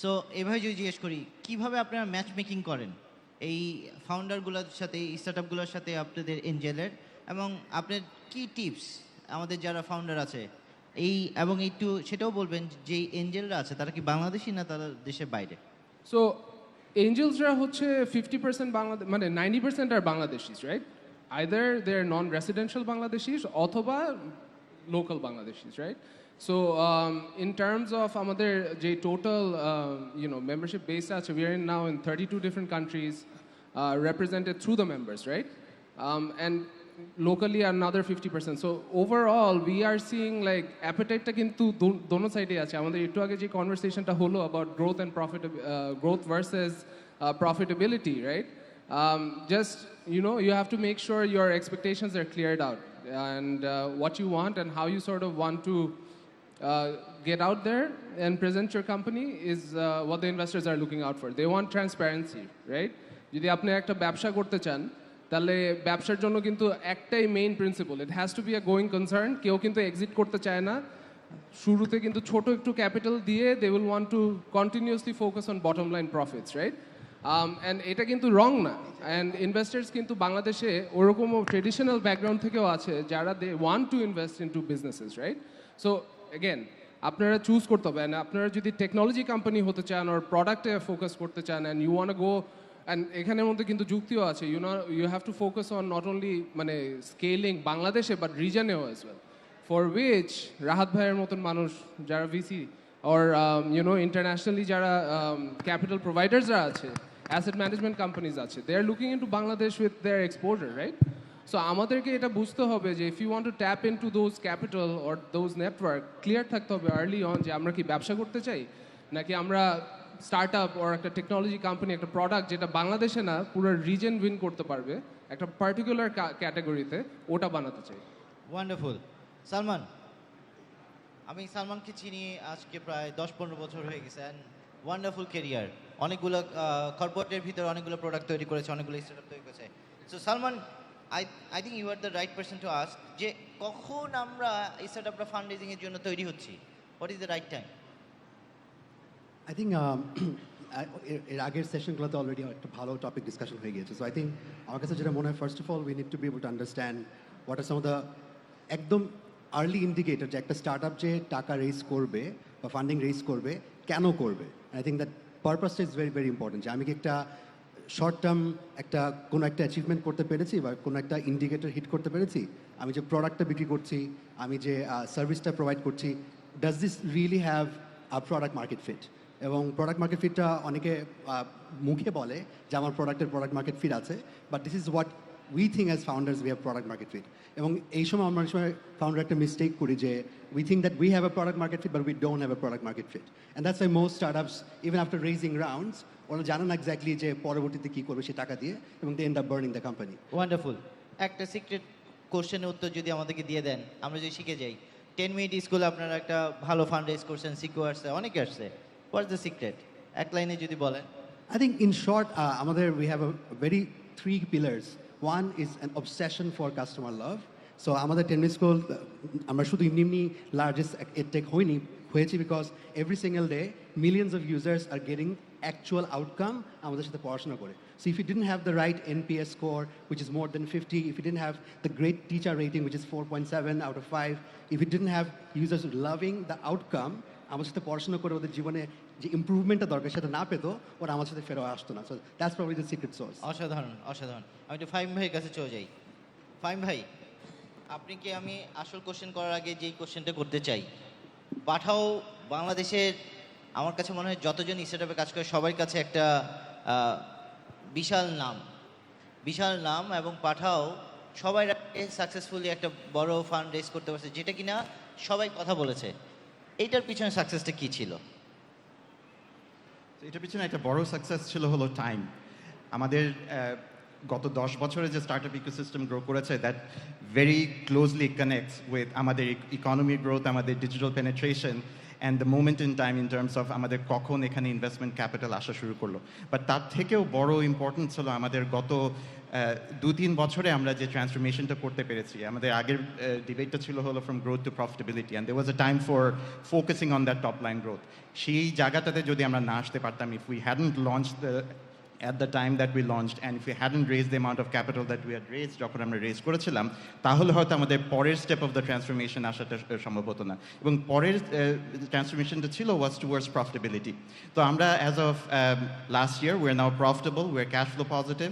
আমরা 3টা সেগমেন্টে কাজ করি, ride healing, food delivery and e commerce logistics. আমরা এখানে রাইড হেলিংয়ের কথা বলেছি। We are actually probably one of the very few, if not only company in the world that is both EBITDA positive and cash flow positive in ride hailing. We're the only company in food delivery which is cash flow positive. একটা হাততালি হতেই পারে, মাশাআল্লাহ।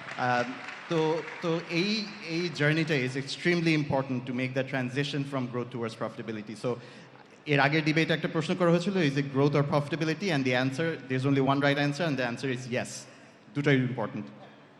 মাশাআল্লাহ। আমি আপনার কাছে আবার একটু পরে আসতেছি, আমি একটু অলি ভাইয়ের কাছে ঘুরে আসি। অলি ভাই, আমরা যারা কেরিয়ার থেকে আসছি, অনেক ইয়াং ফাউন্ডাররা বলে যে আপনারা অ্যাকচুয়ালি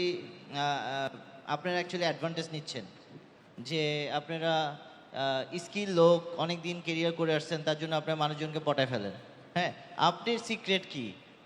ইন্টেলেকচুয়াল মেশিন যে ফান্ড রেজ করছে, এখানে আপনার সিক্রেট কি? আপনি কি এক্সট্রা বেনিফিট পাইছেন আপনার কেরিয়ার থেকে আসার কারণে? ওরকম বলবো না ভাইয়া, আমি বলবো যে ইন্টেলিজেন্ট মেশিনস, ওই যে প্রোডাক্ট মার্কেট ফিটনেস যেটা সবাই আমরা বলছি, আসলে দিন শেষে ইনভেস্টার্স যারা, একটু আগে যাওয়াদও যেটা বলছিলেন যে ট্র্যাডিশনাল স্পেস থেকে অনেক আসে, রাহাত ভাইও শেয়ার করলেন, সবারই তো দিন শেষে অবজেক্টিভ থাকে। উনি তো কেউ তো এনজিওতে ইনভেস্ট করছে না, সবাই তো একটা এন্ড গোল নিয়ে ইনভেস্ট করছে। আমরা আদনান ভাই যখন শুরু করেছিলাম এই এআই অ্যান্ড ডেটা সায়েন্স বা এই ফ্রন্টিয়ার টেকনোলজিতে, তখন আসলে খুব বেশি অ্যাভেলেবল স্কোপই ছিল না। সো আমাদের ফাহিম ভাইয়ের মতো আমরা একটা আনন্দ নিয়ে বলতে পারি আলহামদুলিল্লাহ আমরাও cash flow positive and EBITDA positive. তো আমরাও যেটা হচ্ছে যে আমাদের সবগুলো ক্লায়েন্ট টিল ডেট নিজে থেকে এসছেন, দেশের বাইরে থেকে। সো ইনভেস্টররাও আসলে আমাদেরকে নিজে থেকেই খুঁজে নিয়েছেন। We been a bit lucky Rahat ভাই, সোফার আমরা যতটুকুই ফান্ড রেজ করেছি আমাদের till date we don't have a pitch deck, but I do realise and appreciate যে আসলে এই প্রফেশনালিজমের ব্যাপারটা আমাদের যেটা হচ্ছে যে ব্যস্ততার কারণে আমরা আসলে কখনো ওইদিকে মনোযোগী দিতে পারিনি। সো যখনই হাসান ভাই, সামি ভাইরা স্টার্টআপ বাংলাদেশ থেকে এসছেন, অথবা আইডিএলসি থেকে জাভেদ ভাই, মুস্তাফিজ ভাই এসছেন, আমরা বলছি লুক আমাদের কোনো পিচ ডেক নাই, আমাদের এন্টায়ার বুকটা transparent, please come and see and visit. আমাদের সাথে ওনারা অফিস করেছেন আইডিএলসি প্রথমে প্রায় 2 মাস, এভরি সিঙ্গেল মেইল অলমোস্ট ওনারা ক্লায়েন্টসদের সাথে ক্লায়েন্টসদের সাথে মিট করেছেন। সো ওনারা যখন দেখেছেন যে অ্যাকচুয়ালি ক্লায়েন্টসরা এইটা খুব ভ্যালু করছে, ওনারা এটা চান, that covered it for us. We were perhaps, I would say we were very lucky, Dan Bhai. In this particular case, I would say the professional experience শুধু আমাকে ওইটুকু হেল্প করেছে, মেবি ক্রেডিবিলিটির পার্টটাতে, but the market spoke for itself. Wonderful, তাহলে আর কোনো biasness ছিল না। পারফেক্ট। রাহাত, মানে রাহাত যে এত ভালো বাংলা বলতে পারে এটা আমি আগে জানতাম না। So, এখন থেকে রাহাতের সাথে বাংলায় কথা বলবো। হ্যাঁ, রাহাতের জন্য একটা বড় হাততালি। রাহাত হ্যাঁ, so how long you are মানে বাংলাদেশে কতদিন ধরে এই স্টার্টআপ ইকোসিস্টেমে কাজ করা হচ্ছে? কয় বছর হলো? আমি এখন মার্চে 3 বছর হবে। Wow, congratulation. So And I'm here for a long time. ইনশাআল্লাহ। I'm not leaving. একটা স্টার্টআপকে একটা রাইট স্টার্টআপকে ইনভেস্ট করার জন্য খুঁজে পেতে কতগুলো স্টার্টআপ দেখতে হয়? Sorry? Oh my God. আমাদের probably weekly 10টা 15টা ডেক পাই। ইজি ফিল্টার করতে হয়। আমাদের টিমে কয়েকজন আছে, প্রত্যেক ডেক দেখে, ইন্টারেস্ট থাকলে তারা একটা কল নেয়, তারপরে এই ফিল্টার পাস করলে আমার কাছে আসে, আমি পাস করলে আমার পার্টনার নিউ ইয়র্কে যায়, তারপরে প্রসেসটা রিয়েলি স্টার্ট হয়। সো ইয়া, এটা আমরা 8টা কোম্পানি ইনভেস্ট করছি, deployed about almost $10 million in the last 3 years. And with our co-investors, I think we've now deployed almost $30 million in Bangladesh in the last 3 years. And it hopefully just the beginning, and we will continue to do a lot more. I hope there are at least 5 founders here that we will fund in the next 5 years, Wow. if not more. Rahat, একটা quick question to you.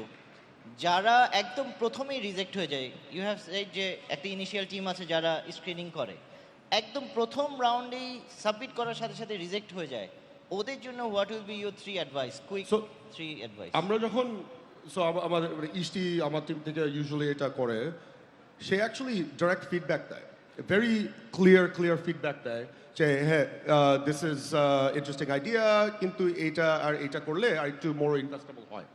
So we try our best to give constructive feedback.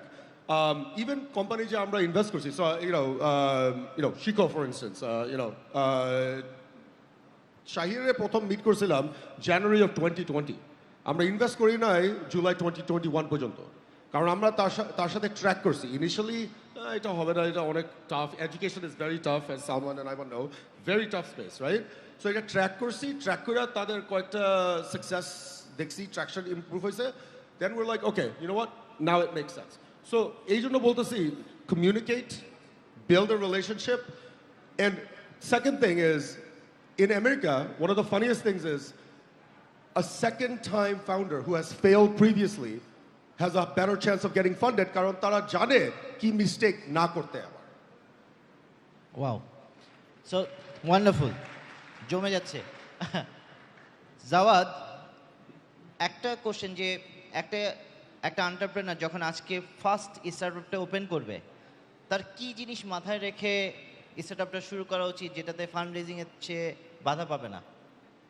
So again it comes down to the purpose, right? যে শুরুতে যে ভিশনটা দরকার, এটা কিন্তু খুবই important. আমাদের কিন্তু ফাউন্ডার্সরা ভুলে যায় যে লুকিং অ্যাট ভিসি ল্যান্ডস্কেপে ফান্ড রেজিং অ্যানাউন্সমেন্ট, এটা দেখে যে মানে স্টার্ট আপ করতে হবে, that's not a good motivation. So যখনই শুরু করবেন, আপনাদের 3টা জিনিস কিন্তু মাথায় রাখতে হবে। You need to make sure, আমাদের ফার্স্ট জিনিস যেটা ইভেন মাসুর ভাই বলছিলেন এই আগের সেশনে, যে একটা ইম্পর্টেন্ট প্রবলেম সলভ করছেন নাকি না, রাইট? যে আপনাদের প্রবলেমটা কি ম্যান্ডেটরি নাকি না, হ্যাঁ, এটা কি গ্রো করছে এভরিডে, এটা কি একটা বড় পপুলেশনের জন্য ফিল করা হচ্ছে, অ্যান্ড এটা কি অ্যাকচুয়ালি চেঞ্জ করছে কিছু ইন দ্য ভ্যালু চেন, যেভাবে মানুষ অ্যাকচুয়ালি কাজ করে, রাইট? যখন পাঠাও এসেছিল, right, it's a very good example. আমি কিন্তু বাসা থেকে বের হয়ে একটা সিএনজি নিতে আমার 10 থেকে 20 মিনিট লেগে যেত। Would it be a CNG or a cab, I don't know, right? আমি কিন্তু টাইমও ওয়েস্ট করছিলাম, রাইট? বাট পাঠাও আসার পরে বা উবার আসার পরে I can easily order it on a app, right? And এই মোবিলিটির প্রবলেমটা কিন্তু অনেক মানুষ ফেস করে থাকে এভরিডে। সো তাই জন্য এটা কিন্তু খুবই জনপ্রিয় একটা popular app in Bangladesh, right? So আপনারা যখনই শুরু করবেন, থিঙ্ক অ্যাবাউট দ্য প্রবলেম আপনারা যেটা শুরু করতে যাচ্ছেন অ্যান্ড সলভ করতে যাচ্ছেন, রাইট? সেকেন্ডলি, কত বড় মার্কেটটা কি, as is it just gonna be for, if you are SME, most probably একটা পার্টিকুলার জিওগ্রাফির বাইরে আপনারা যেতে পারবেন না, রাইট? Because you have to make sure যে আপনাদের এক্সপেকটেশনস আর অ্যালাইন। কারণ একটা এসএমই গ্রো করে কিন্তু খুব steadily, it has no disruption, যেটা ওভারনাইট একটা ইউজারের থেকে বা একটা সেলস থেকে 1000, 10,000, 1 লাখ সেলসে চলে যেতে পারে, রাইট? আপনি যদি চিন্তা করে থাকেন চ্যাট জিপিটি ভার্সেস প্রাণ, রাইট? প্রাণ কিন্তু যখন শুরু করেছে was very small and very কয়েকটা প্রোডাক্ট নিয়ে মার্কেটে এসেছিল রাইট, কিন্তু look at chat GPT, it's basically taking over পুরা দুনিয়া রাইট। সো যখনই মানে আপনারা মানে মার্কেটটা চিন্তা করবেন as a SME B realistic, কারণ আপনারা কিন্তু একটা স্পেসিফাইড বাউন্ডারির মধ্যেই থাকবেন, বাট স্টার্ট আপের ক্ষেত্রে কিন্তু এটা কিন্তু অনেক বড় হয়ে যেতে পারে right. And lastly I think যখনই মানে আমরা একটা কোম্পানি দেখি, ইট মাস্ট বি মেনশন যে টিমটা কিন্তু খুবই ইম্পর্টেন্ট। যারা যারা রান করছে এটা সবাই বলে আমাদের ইকোসিস্টেমে যে ওদের ডোমেইন এক্সপার্টিস থাকা দরকার।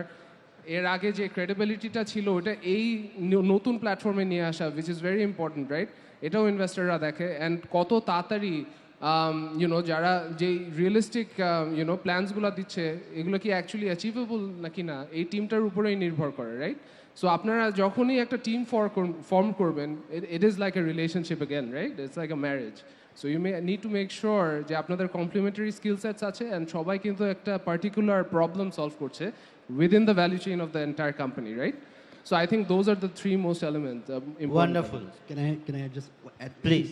একটা ভালো একটা পয়েন্ট বলতে, সেটা হচ্ছে কি যে টিমের স্ট্রাকচারটা আমাদের বাংলাদেশ অ্যাজ ইকোনমি, আমরা অনেক ইয়াং একটা ইকোনমি, এবং আমাদের যারা গ্র্যাজুয়েটস যারা আছে তাদেরও কোনো রকম যদি প্রায়র এক্সপিরিয়েন্স না থাকে, প্রায়র চাকরি করে না থাকে, এবং তারা যদি সবাই একটা ফাউন্ডিং টিম তৈরি করে যেখানে যে সবাই হচ্ছে কি কোনো চাকরি করেনি কিংবা প্রায়র এক্সপিরিয়েন্স নেই, তাদের জন্য এটা অনেক ডিফিকাল্ট হয়ে যাবে।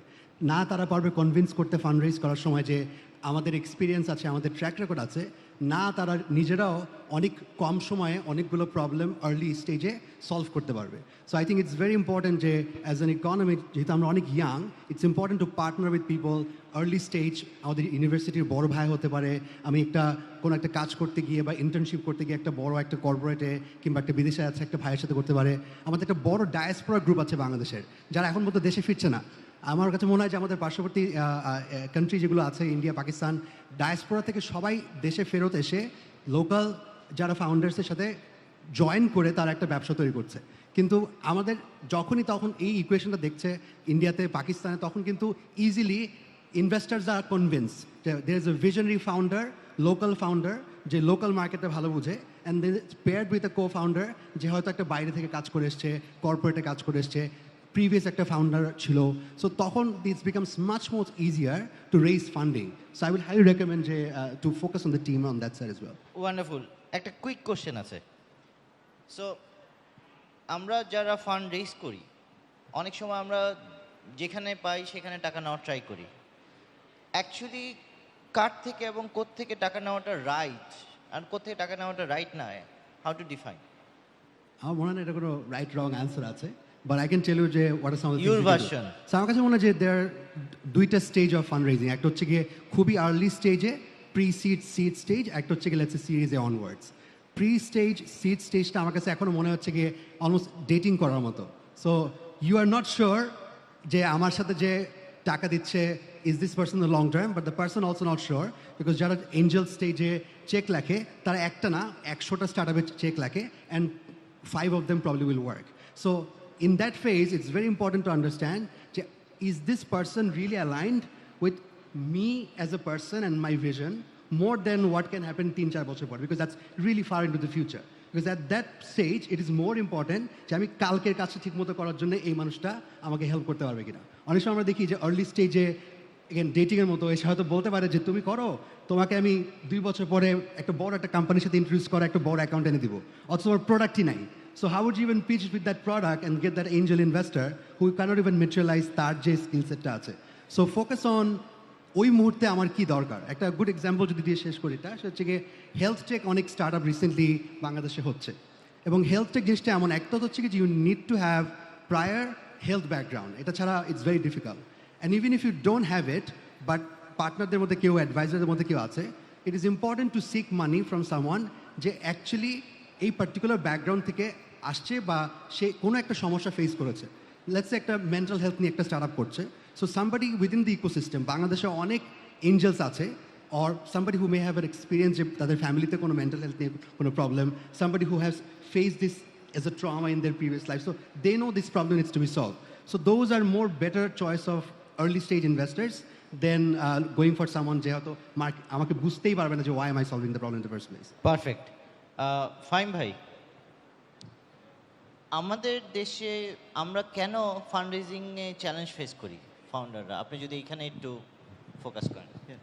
তো আমাদের আগের সেশনে রাহাত খুব চমৎকার একটা প্রেজেন্টেশন দিয়েছে regarding the tactical aspects of fund raising, কী করে ফান্ড রেজ করা যায়, কী করে পিটফলসগুলো অ্যাভয়েড করা যায়। বাট আমি একটু স্টেপ ব্যাক নিয়ে একটু সামগ্রিক অর্থে দেখতে চাই। তো আমি দেখব যে 3টা কারণে ফাউন্ডার্সরা এবং স্টার্টআপসরা ফান্ড রেজ করতে চ্যালেঞ্জেস ফেস করছে। নাম্বার 1 হলো over estimating the addressable market size. So আমাদের একটা খুবই প্রিয় স্লাইড আছে যেটা ইফদাদও শেয়ার করেছিল ওর প্রেজেন্টেশনে, সেটা হলো 170 million population, internet penetration, GDP per capita GDP. In very, very rare cases is that the addressable market. খুব কম কোম্পানিজের ক্ষেত্রে, হয়তো কিছুটা পেমেন্টস কোম্পানির ক্ষেত্রে, হয়তো কিছুটা অফলাইন রিটেল কোম্পানির ক্ষেত্রে এই বড় মার্কেট সাইজটা প্রযোজ্য। কিন্তু রিয়ালিটি হলো যে আমাদের actual segment of the population যারা অ্যাকচুয়ালি কিনা অ্যাড্রেসেবল, আমাদের internet penetration is about 30% according to our last census, আমাদের urbanization is 35%, আমাদের population below the age of 45 is 79%. So এই সব ফিল্টারগুলো যদি আমরা অ্যাপ্লাই করি তাহলে দেখবো যে ওই মার্কেট সাইজটা is not 170 million, it's 15 to 20 million for the most part, for most companies. So এই মার্কেট সাইজটাকে ঠিকমতো অ্যাড্রেস না করলে যেটা হয় যে আমাদের কাস্টমার অ্যাকুইজিশন কস্ট বেড়ে যায়। তো একদিকে হয় যে আচ্ছা ইনভেস্টার্স এটা বিশ্বাস করে না যে ইনফ্যাক্ট মার্কেট সাইজটা এত বড়, এটা আমাদের বোঝাতে সমস্যা হয়। আর তারপরেও সবচেয়ে যে বড় সমস্যা হয়, আমরা যখন বিজনেসটা বিল্ড করার চেষ্টা করি আমরা একটা ওভার এস্টিমেটেড মার্কেট সাইজকে টার্গেট করে ওইটা গড়ে তোলার চেষ্টা করি। আর এই মিস্টেকটা is not just typical of startups, এই ভুলটা কিন্তু আমরা অনেক বড় স্কেলের কোম্পানি, গ্লোবালি অপারেটিং কোম্পানি যারা বাংলাদেশে আসে তাদেরকেও এই ভুলটা আমরা করতে দেখি। তো এটা থেকে আমাদের একটু বিরত থাকা প্রথমত প্রয়োজন। দ্বিতীয় যে জিনিসটা আমাদের দেখতে হবে সেটা হলো not just the product market fit but also the product market and business model fit. So yes, আমরা সবাই একটা প্রবলেম সলভ করছি, স্টার্টআপরা প্রবলেম সলভ করছে, প্রত্যেকটা ব্যবসায়ী একটা প্রবলেম সলভ করছে, আর ওইটার একটা সলিউশনও আমরা ডেলিভার করছি। কিন্তু সেই সলিউশনটা কি স্কেলেবল কিনা আর can it be profitable at scale, এটা নির্ধারণ করা, এটা যাচাই করার কাজটা কিন্তু ইনভেস্টার্সরা ঠিকই করে। আর ওরা যদি এটা কনভিন্স না হয়ে থাকে সেখানে কিন্তু আমাদের ফান্ড রেজিংয়ে ঘাটতিটা হয়। আর এই সিচুয়েশনটা কিন্তু এই রিয়ালিটিটা কিন্তু বিশেষ করে গত 9 থেকে 12 মাসে আরও প্রকোপ হয়ে গেছে। আমাদের আগের সেশনে যেরকম ফাহিম আশরাফ ভাই বলেছিলেন আমরা গত 14 বছর 13 বছর একটা পর্যায়ে দিয়ে গিয়েছি যেখানে flow of capital into the VC space has been abundant, সেটা চেঞ্জ হতে শুরু করেছে। তো এখন people are much more focused on profitability. And then final জিনিস যেটা আমি এটা বলবো হয়তো সবার জন্য কিছুটা অপ্রিয় হবে, যে আমরা we have to look at ourselves and ask the question, are we good enough? Are the founders good enough? And আমি নিজে বলবো, আমার নিজের জন্য বলবো যে I'm not.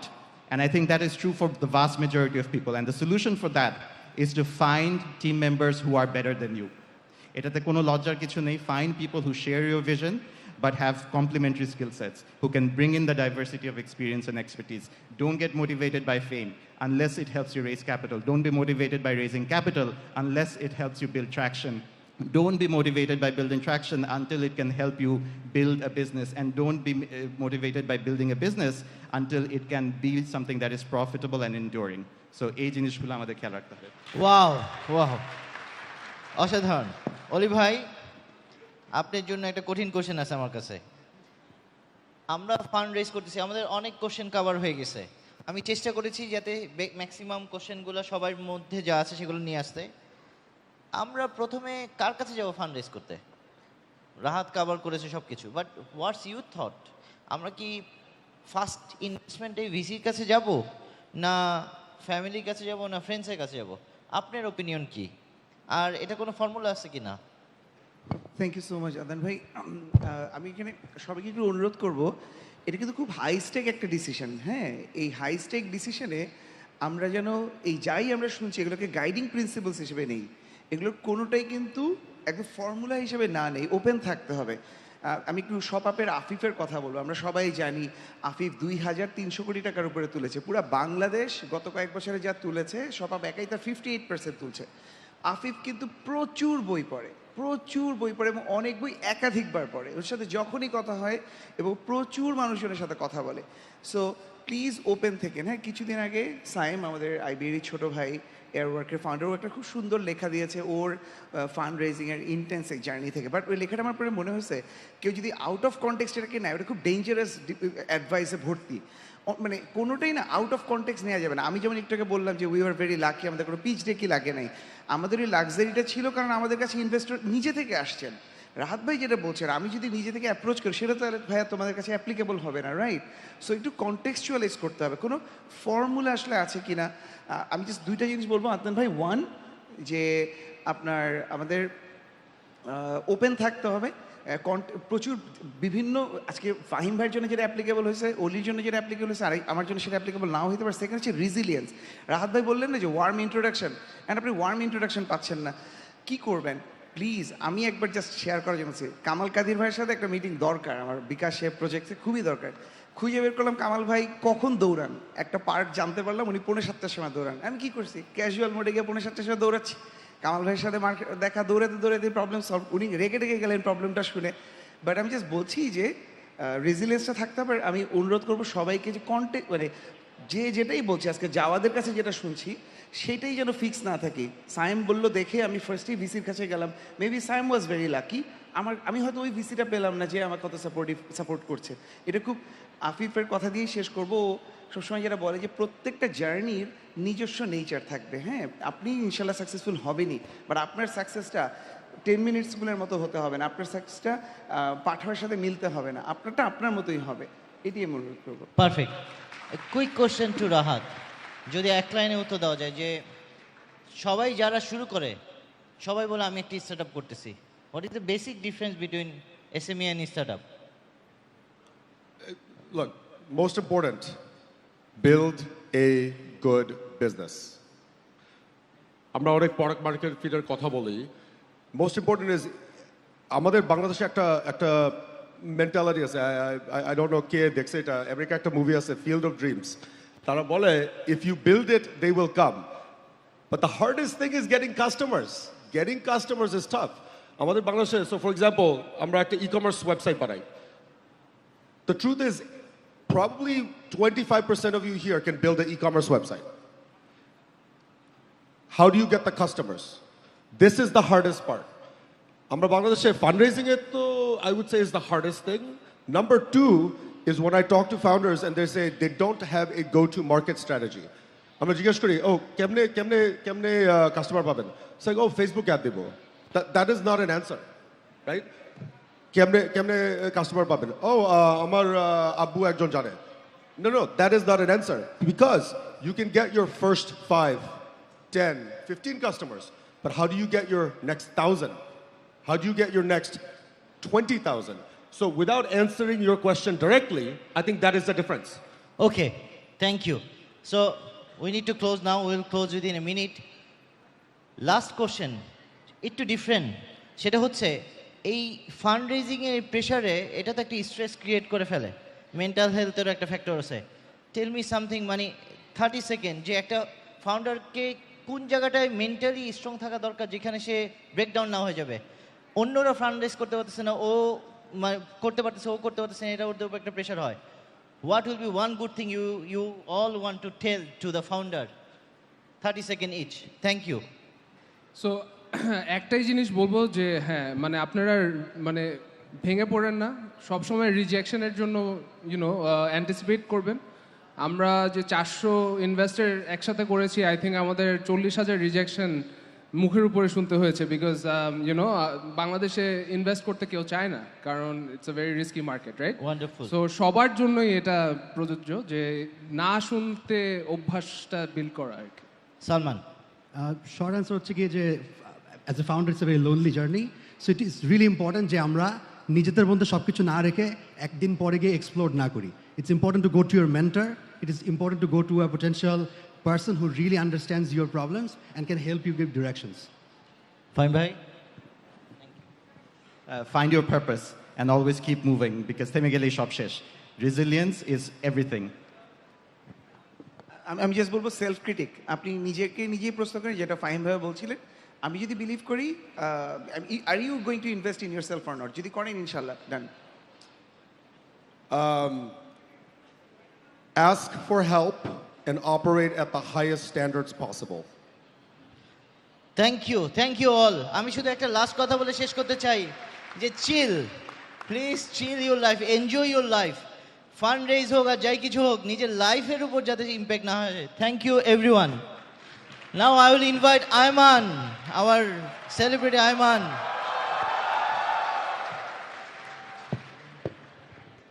This is your show, Ayman.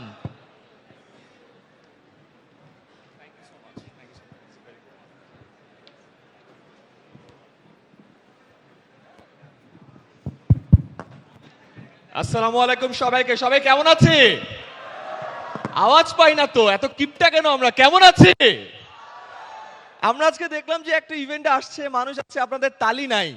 আমি তো ভাবছি এখানে অনেক স্টার্টআপ এনথুজিয়াস্ট আছে।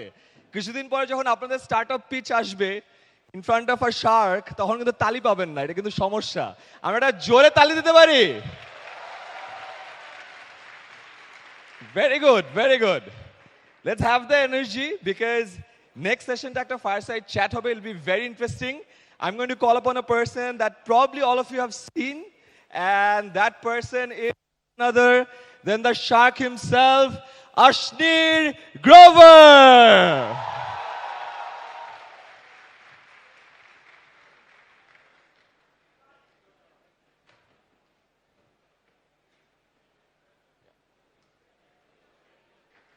Hi, Ashnir.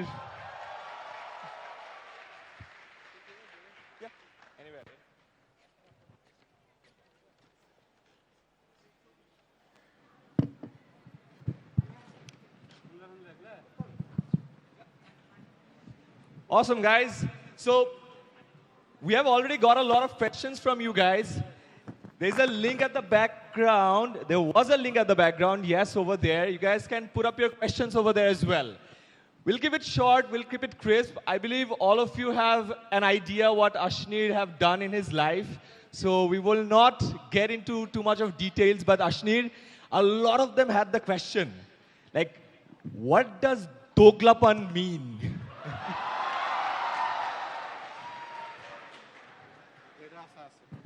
Can you hear me? Can you hear me at the back? Okay. Yeah, we are all from the subcontinent. We all know what Doglapan means, right? That's what our politicians serve to us every day. No, yeah. I think all of you saw me on the Shark Tank show. मेरे को नहीं पता आप सबको हिंदी समझ आती है नहीं आती. ये तो मेरे को बोल रहा था इंग्लिश में बोलो. हमें भी थोड़ा बहुत हिंदी बोलना आता है. It's all cool. एक्चुअली ना ये हीरो है, इसको सारा लाइमलाइट खुद चाहिए, ठीक है. So on the show, I just took the case of a guy, right, who was trying to be too smart, and तब मैंने बोला दोगलापन as a word, and a lot of memes came out after that, so it became really viral. But I'm a businessman at heart, so what I did is I took that word doglapan and I trademarked it. Okay. I didn't know where I'm going to use it, if ever. But I thought, okay, this is being associated with me. So it's a good branding opportunity. Let me trademark it. So finally, when I was writing a book, I had to come up with a word. Right? And see, when the book is being sold, you have to think, how is it going to get sold at the counter? So I could have called my book Ashnir, right? Then it would have been saying कि sir एक अश्नीर दे दो, ठीक है? या तूने अश्नीर को खरीद लिया क्या, ठीक है? Which didn't sound correct to me. So I called it दोगलापन, right? So now people are saying भैया एक दोगलापन दे दो, ठीक है? So that's the story behind दोगलापन. Yeah. Awesome. Actually, I think you have tasted a lot bit of money, a lot bit of fame, some bit of power as well, because power follows if you have fame and money. You know, which one tasted the most? And at this stage of your life, what do you aspire the most? No, I think both are important. And I don't think either is exclusive of the other. Okay? So, for all of us, success is material success. See, no one cares about any other form of success. If you have money, you are thought of as successful, right? If your company is valued more, you're thought as more successful. If your company makes more profit, there's even deeper respect for your business. So end of the day, we all measure things by money, right? And my view is, it's not something negative. See, when you come from a very middle class background, your parents tell you, paisa achhi cheez nahi hai, right? But that's not true, right? I think that is a problem in our society, that we are made to believe that if you have money, you have something wrong. Right? But actually, in the world, the whole world moves around money. That is the common denominator for all of us. So you should always go after money. Fame was incidental for me, right? I never thought I would go on TV. I never had done anything close to theater in my school. I was zero in extracurricular activities, right? I had done no drama, nothing, ever, before I went on TV. But I think with the camera, you have a relationship, right? If the camera likes you, it likes you, right? And I think that clicked. So then I got a bit of fame. But I love both of it. I would not trade either of it for the other. But like for you, since you're a big promoter of money, earn money and stuff, like if I have to have 1 million subscribers, and if I'm to sell it to you, what's going to be the money that will be willing to pay for it? No, for subscribers, I will not pay you even a single penny, right? See, subscribers, followers, fans, they are earned, right? They are not bought, right? And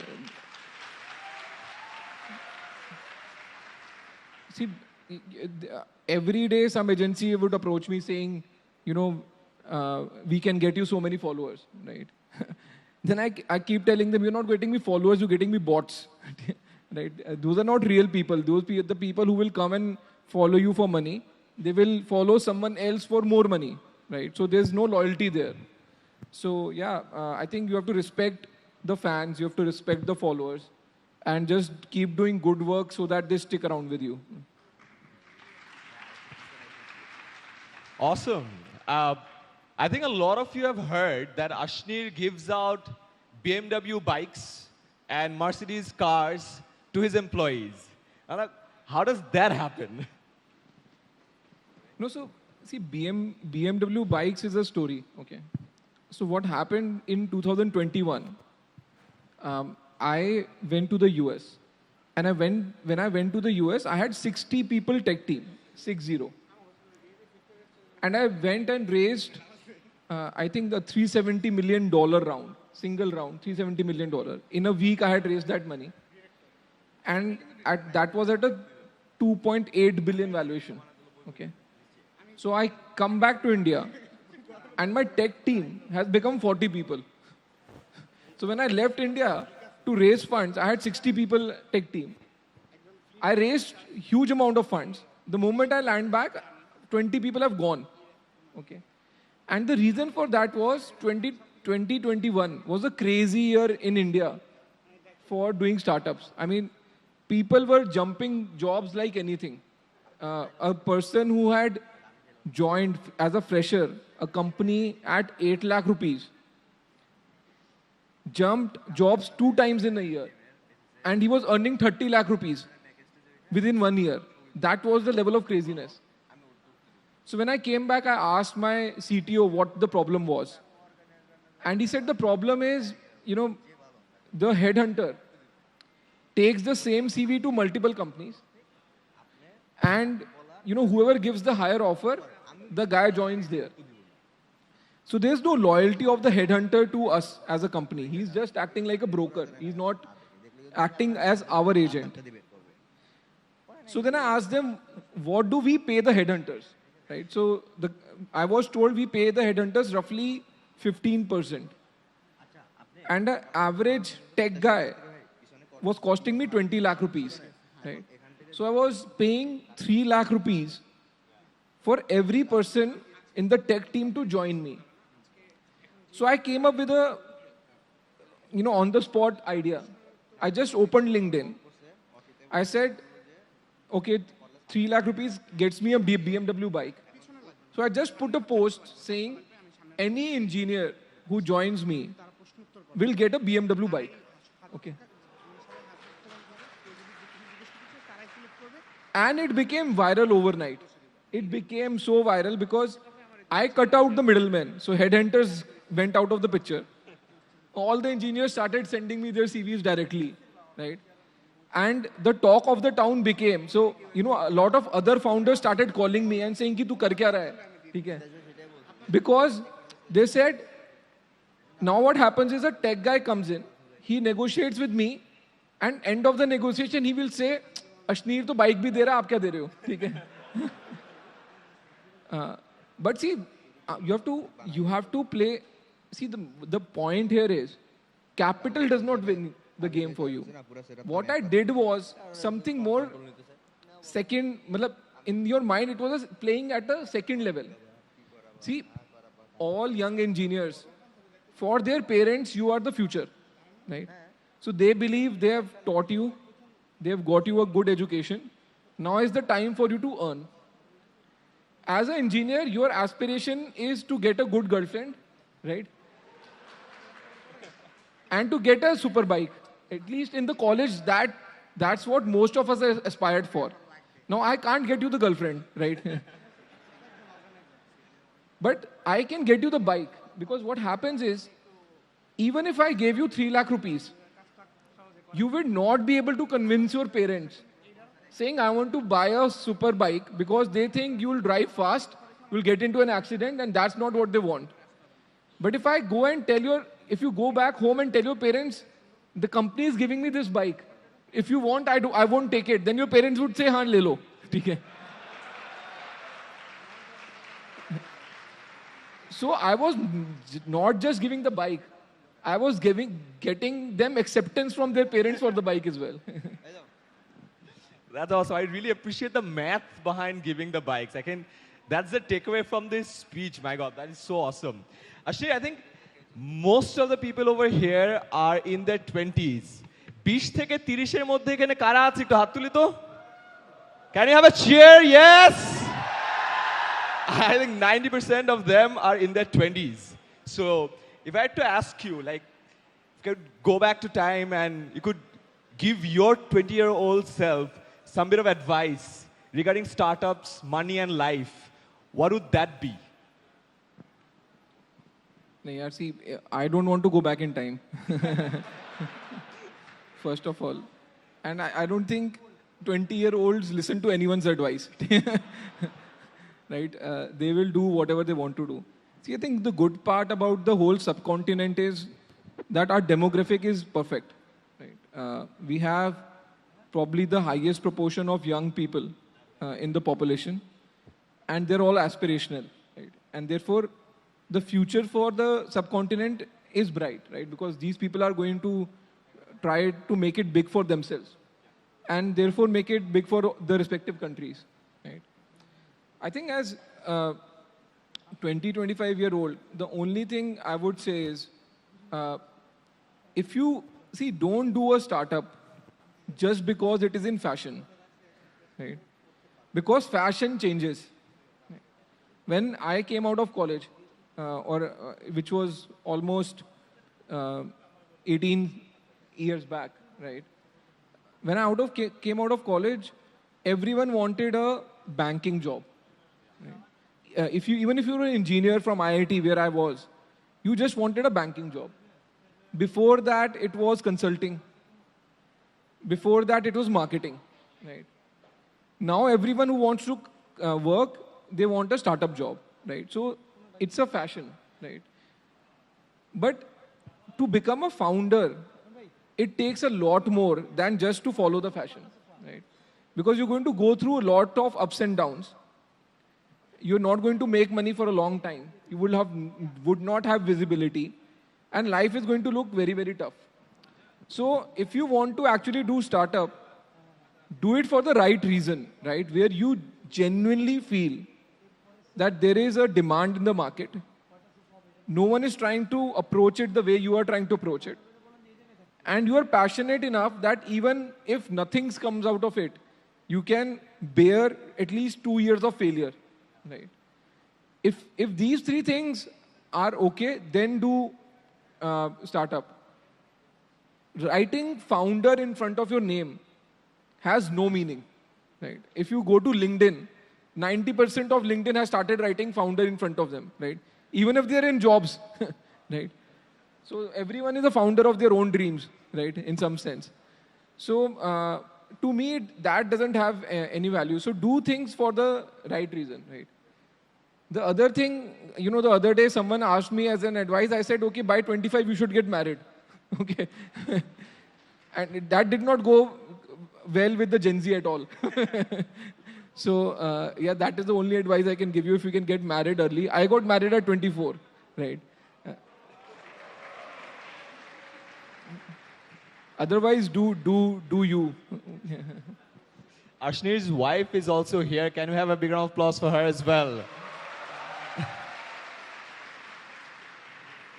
She came all the way from India. Thank you so much for joining. Thank you so much. Ashnir, I think, how many of you have watched Shark Tank India? What's your favorite shark? Oh, in sync, Ashnir. Did you guys enjoy Ashnir roasting the founders? I think that's what people in the Southeast region love seeing other people do. Anyway, Ashnir, I believe you have invested in 20 plus startups in Shark Tank India. Like, what was the experience and what was the best and the worst startup that you invested in? And did you make money out of it? Yeah, so I gave offers and those offers were accepted in 20 startups.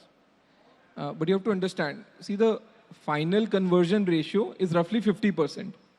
So what happens is, on TV, you would have seen me give offers and there's offer being accepted by 20 pitchers.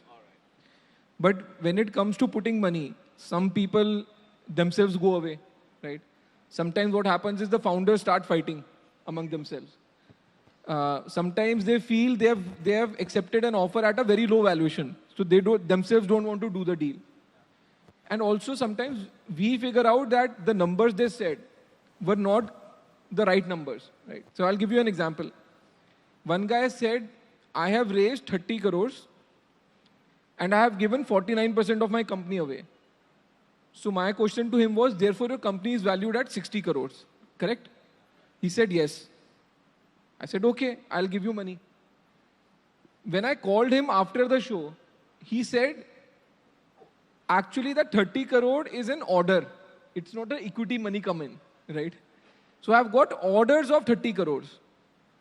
And then I told him, boss, it's not the same thing, right? Equity is you can use it any way you want. Order means for against that money, you have to give a product out. Yeah. So, you know, half the time the pictures themselves were not clear. What is equity and what is revenue, right? So, after net, I ended up investing in 12 companies out of the 20. Right? 8 of those deals went away by themselves for some reason or the other. And that's the ratio world over. Even in Shark Tank US, the closure ratio is roughly 50% of what you see on the TV. Now, among the best of deals, I think there was this company called Skippy. I don't know if you remember. That वो चुस्की होती है जो पता नहीं क्या बोलते हैं यहाँ पे. Ice lolly, yeah. So that company has done extremely well. I think when he came on the show, he was doing 4 lakh rupees of sale. Last MIS he sent me, he was doing 3 crores of sale a month. Right. Wow. And I feel happy about that one because, you know, whenever he came to me for advice, I gave him the right advice. Not what he wanted to listen, but what I truly felt. And I also helped him break into the UAE market, right? To list his product in UAE and go live there. So that's done extremely well, right? And I think in any case, anything which has got to do with kids in general does very well. because parents are very happy to spend money on their kids for some reason. I think worst deals, I don't know the worst deals, but at least the funniest deals we saw were that Nabhi one, right? I don't know if that guy was next level perverted, right? So that belly button deal has to be one of the funniest deals. But there was another one. I don't know if you've seen it or they showed it or not. There was a deal where this guy came with live worms. Okay, kide. Yeah, I saw that. You saw that? Yeah. Now, the fun part of that deal was, we saw that, we thought there's no business in it because he said, I'm going to deliver live worms to your house, which you can feed your pets like fish. And, that's much more protein value than dead worms, right? And Navita asked, what was the cost of production? Yeah. So, Vinita asked, what's the cost of production of the live worm, right? And we ended up laughing, right? Because we were saying, हम तो यहीं पे India में रहते हैं, and 130 crore लोग हैं, we should know there's no cost of production. So that was another fun deal. Awesome. I think there are many of them are startup founder aspirants. And oftentimes in Bangladesh especially, we find it very difficult to find even co-founders, let alone, get very talented people. But you have a very unique sense of cutting through BS. How do you find, or how do you spot talent, and how do you differentiate between talent and mediocrity? What's your lens through seeing that? See, it's pretty simple. As a co-founder, you'll find a co-founder if you at least first know what you're looking for. The challenge is, half the time, we think we know everything. We are perfect. And therefore, we are not able to identify what is the skill gap or what is that I want my co-founder to do. I think you have to be very, very honest that what you know and what you don't know. For example, I am very clear, I don't know coding, right? And I don't fake it, right? I'd never talk about technology, I'd never talk about algorithms, I never talk about programming, because I'm not a coder, right? But that is my gap area. So whenever I'm looking for a co-founder, the core skill I'm looking at a co-founder is his ability to do technology. Right? So, whether you look at Third Unicorn, where I've got a new co-founder in Asim, or even at BharatPay, right? My co-founder was always complementary skill. Right? And it's also important from a day-to-day working relationship, because if both you and your co-founder want to do exactly the same thing, you'll end up fighting more often than not, right? But if your co-founder is very clear that he doesn't want to do what you are doing, and you are very clear you don't want to do what he's doing, then there's a perfect harmony, right? And you can always step in when the other guy is not able to cope up, but you will not be stepping on each other's shoes ever, right? So I think complementarity is the one thing. And the other thing is delivery, right? See, if the other guy is not able to deliver, you have to be very clear, you can't get dragged with him, right? Half the time, what happens is, it feels as if you are dragging your co-founder along, he's not able to do it, or your co-founder feels the same about you, right? That means one of you is not delivering, right? So that relationship has to be cut at that point of time, because the other guy is running really fast. So actual delivery and complementarity are the two things. Awesome. Ashwini, you always give very raw feedback, very genuine feedback, but it does come at a cost of being regarded as a very harsh person, right? So how do you tackle that? Are you the same person while you're talking or giving feedback to your own employees as well? Or how do you balance between seeing as a harsh person and actually balancing it out to give the right feedback? Because oftentimes in Bangladesh, we shy away from giving the right feedback, even though that was necessary. See, I think nicety is overvalued, right? At least in our culture. What happens is, we are not direct. So even if we have to, half the time people even don't know whether we are saying yes or we are saying no, right? Like we nod like this, right? This is, yes is this, no is this, right? What is this, right? This is what I call the Indian subcontinent nod, right? Saying I'm just being nice to you. You can take it as a yes or no, whatever you feel like. But nothing is going to happen, right? See, I think you have to be very clear. What is being nice going to get you? See, if you're direct, the person might feel bad for a moment. But if you're speaking logic, you've got your point across. There is no difference in communication, right? It is not about, see, if you're telling someone कि यार बिल्कुल बकवास idea है ये, ठीक है? You've been very clear, no? Now I can also say कि हाँ बहुत अच्छा idea, but मैं invest नहीं करूँगा. मतलब कोई मतलब ही नहीं है. बॉस अगर अच्छा idea है तो तेरे को invest करना चाहिए, ठीक है? Why are you making two contradictory statements, one after the other? So I think the smart folks or the people who have metal inside them, they're always able to take harsh feedback in a better way. If you don't have it in you to take feedback, then you're not made to be part of the startup world in any case, right? So I don't overthink it, right? मैं तो दूसरे को बोलते रहता हूँ यार कि किसी को harsh feedback दे भी दिया तो मैंने कौन सी अपनी बहन बयानी है इसको, मतलब he's not my jija, no. Awesome. Ashit, so quite a lot of the people over here are just getting started. Now, when you got into the startup scene, you had a lot of experience. Before even starting with Bharat Pay, you have been a CFO in Grofers, now it's Blinkit, right? So you had your fair bit of experience, but most of the people over here are starting fresh, right after graduation, or probably in their third or fourth year, right? So for them, raising money is even more difficult. So what's your key advice for them at this level of their experience and life? First of all, like raising money is not the only game in town. Let me just tell you very clearly. I come from a background where I've raised huge amounts of money, right? I think between Bharat Pay and Grofers, while I was there, I had raised close to $800 million, right? Which is roughly 5,000 crores, right? Oh, nothing to celebrate, yaar. That's the challenge, right? I have raised liabilities. But during the same time, I was building this. There's this company in India by the name of Zerodha. Yeah, I don't know if you've heard of it. It's in stock trading. And that guy built a business without raising a single penny of external money. Right?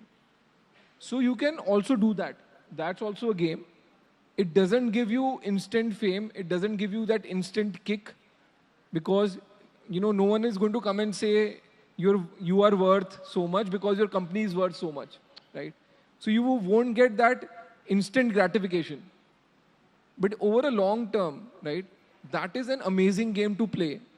If you can build your business bootstrapped and not give away equity to anyone, right? Because, see, investors will always come and overpromise to you what they bring to the table, right? End of the day, investor does not bring anything to the table other than capital.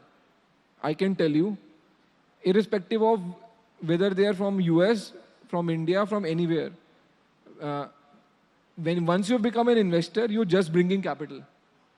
Everything you'll have to solve yourself and also answer to this stupid guy who's not an investor, right? So I would advise you that don't feel disheartened if you're not able to raise money.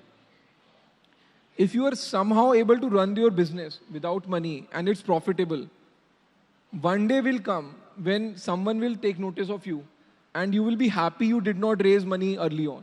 Right? The other thing I would say is learn from other founders. See, as a young guy, if I were out of college, I would be completely lost. Right? I didn't know how the world worked.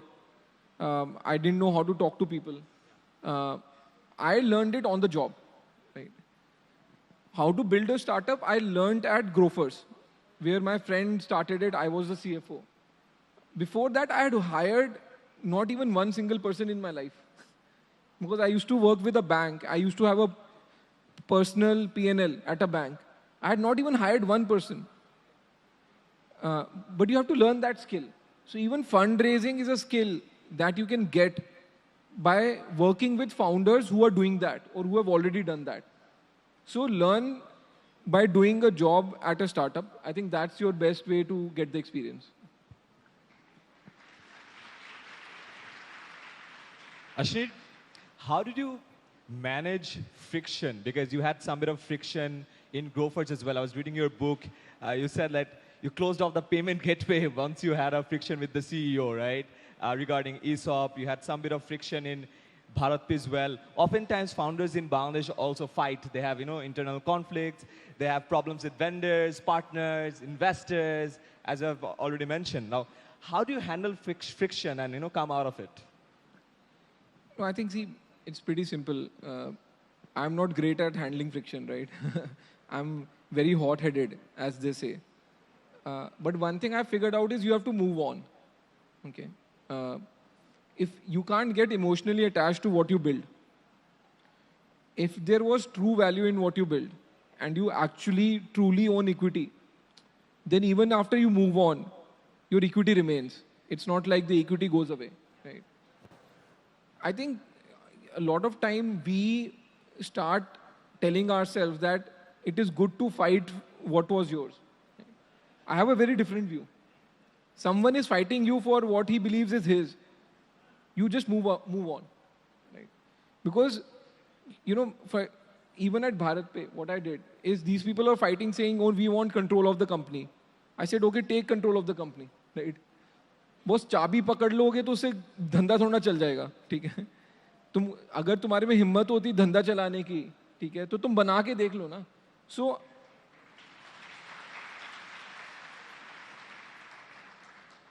I think sometimes people are also aspirational. They are wishing they get something. You just make their wish come true. And then they start faltering. And the other thing is, you should have the confidence कि ठीक है यार मैंने एक बार ही बनाया, fluke नहीं था. I know it takes doing a startup is like giving birth. Every time you have to go through that 9-month process, it's equally painful, right? But doesn't mean कि you can't move on, right? So मेरे को ये लगता है कि you built something, it was of value, you had a fight. Keep your shares, don't give up on your equity. Give control of the company if someone believes they can run better than you. And have the confidence you can build it again. Having that confidence is more important, right? If after Grofers I had given up, saying कि नहीं, Grofers was the big thing for me, मैं भी कुछ नहीं कर पाऊंगा life में, then BharatPe would not have happened. If after BharatPe I would have given up, my book would not have happened, right? Now I'm building a third unicorn. You'll hear very soon about the product on that. But just move on, yaar. Like, life is too short to sort of keep fighting on these small things.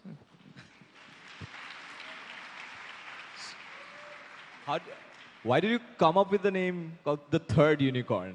The Grofers, BharatPe, and...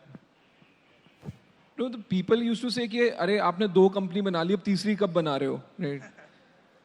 So when I was creating the company only, I named it third unicorn. Okay, it was just my way of having a joke with the press, right? I think branding is very important, right? See, a lot of us, especially when we come from finance background,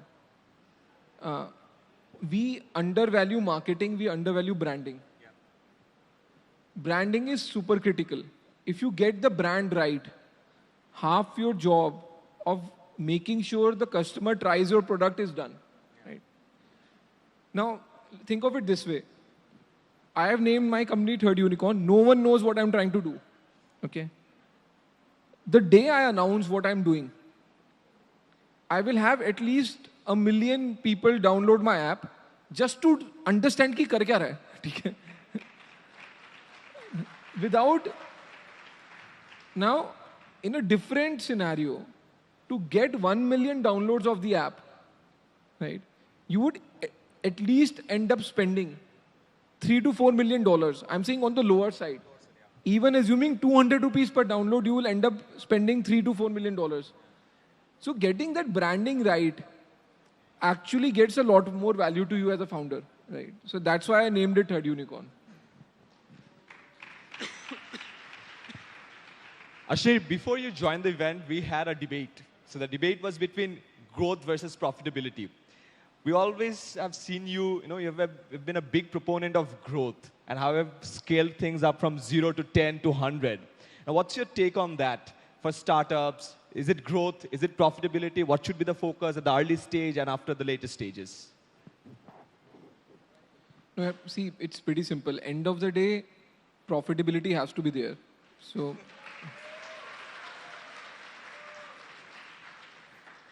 see, it is a question of how much time is available to you before profitability becomes inevitable. Right?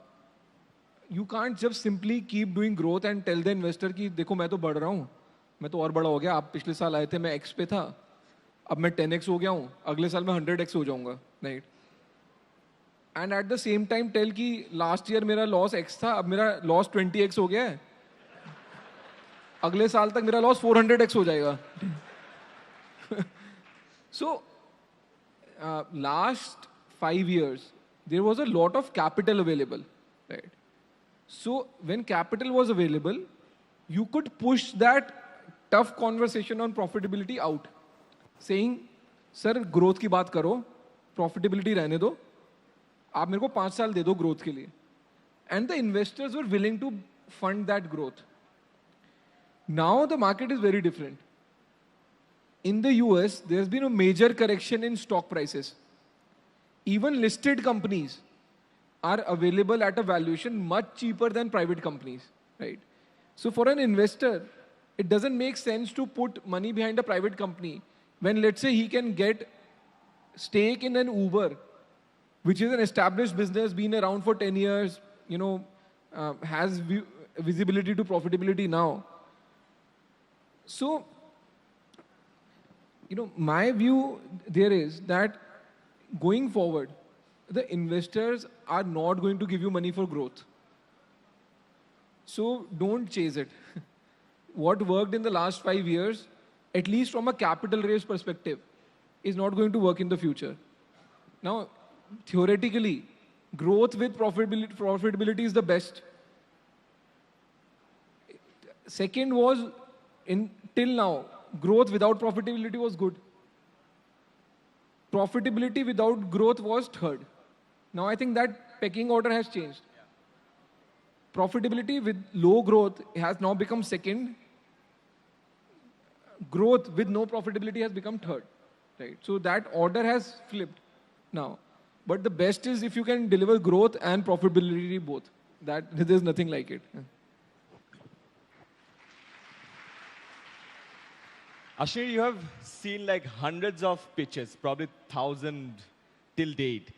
What's that one thing that actually makes you invest in a startup? I've seen you have always talked that it's the founder.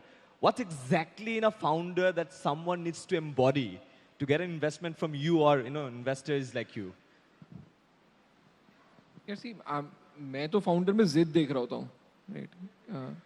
एक जिद होनी बहुत जरूरी है कि नहीं मेरे को तो यही करना है. आप पैसा डालो ना डालो मैं तब भी यही करूँगा. I think that is what I like in a founder. Sometimes what happens is a founder comes, I tell him, why don't you try this? Okay. And he immediately says, हाँ मैं ये कर लूँगा. Lost. अब मैं पैसा नहीं डालने वाला. That was the test I was doing on you, right? Because you can't change fundamentally what you believe in just because someone who's going to give you money told you to try something else. But I have a lot of respect for founders who have told me कि नहीं आप गलत हो, मैं जो बोल रहा हूँ वही होगा. And then they come back to me 2 months later and say देखो मैंने आपको जो बोला था मैंने deliver कर दिया. So for me, it's all about that zid and that confidence saying कि मेरी market मेरे को पता है, मेरे को धंधा मत समझाओ, ठीक है? हाँ अगर मार्केट चेंज होगी मैं चेंज हो जाऊंगा, सिर्फ आपके बोलने से मैं चेंज नहीं होने वाला, ठीक है. So that is a good sign that the guy has in it what it takes to be a good founder, and you know, if I invest money with him, in all probability he's going to give me a good return. So any tips for the local founders over here on pitching? On pitching? Yeah. यार pitching कम करो, धंधा बना लो पहले.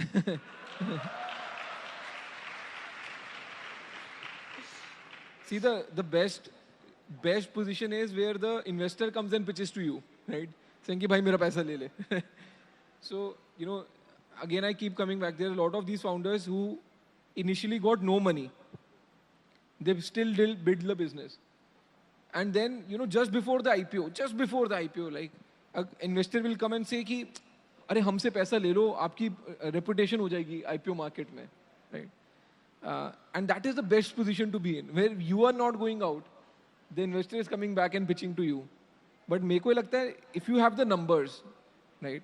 आप एक बात समझो, investor से हेल्पलेस कोई बंदा ही नहीं है दुनिया में.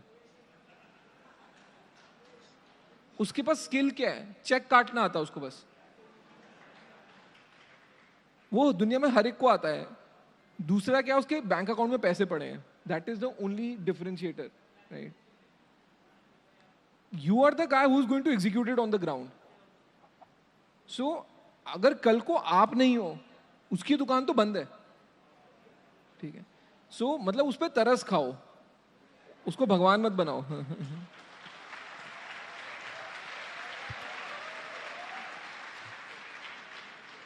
But actually, if you have a lunch or dinner with quite a lot of these folks over here, and if you ask them about their problems or obstacles or why they are not scaling up, you'll see 99% of them are telling you because we don't have the money. So why do you think that startups fail, or why do you think the reason why startups can't scale? Because in the founder's mind, it has always been about money. No, see, that's because आपको लग रहा है किसी और को पैसा मिल रहा है, वो बेवकूफ है, और मैं तो समझदार हूँ, मेरे को पैसा क्यों नहीं मिल रहा, right? मतलब, see, that is exactly what goes in on your mind, यार. See, जब कोई और फाउंडर पैसा उठाता है ना, and आप सेम स्पेस में होते हो, तो आप उसको गाली देते हो, यार कैसे गधे लोग हैं यार, मतलब इस गधे को दे दिया, मतलब यही बोलते, यही आपके में थॉट आता है. My suggestion is, assume there is no money. यार जब your parents' generation built businesses, money was not even available to them. Equity तो भूल जाओ. No one even knew what equity capital is. Debt के लिए you had to go and like, you know, fall at the feet of the bank manager, right? दे दो. वो उन्होंने उस time पे भी business बनाए हैं. End of the day, if you can make the customer pay for your product, that is the ultimate test of business. And if you can generate cash from there, there's nothing like it, no. But because you think market में पैसा available है and तुम्हारे पास नहीं है, you get disheartened. I keep telling people, assume there is no पैसा in the market. And even assume कि investor गधा है, वो गधे पे ही पैसा लगाएगा, ठीक है? अब तो तुम तो घोड़े हो ना, तुम घोड़े की तरफ दौड़ के तो दिखाओ.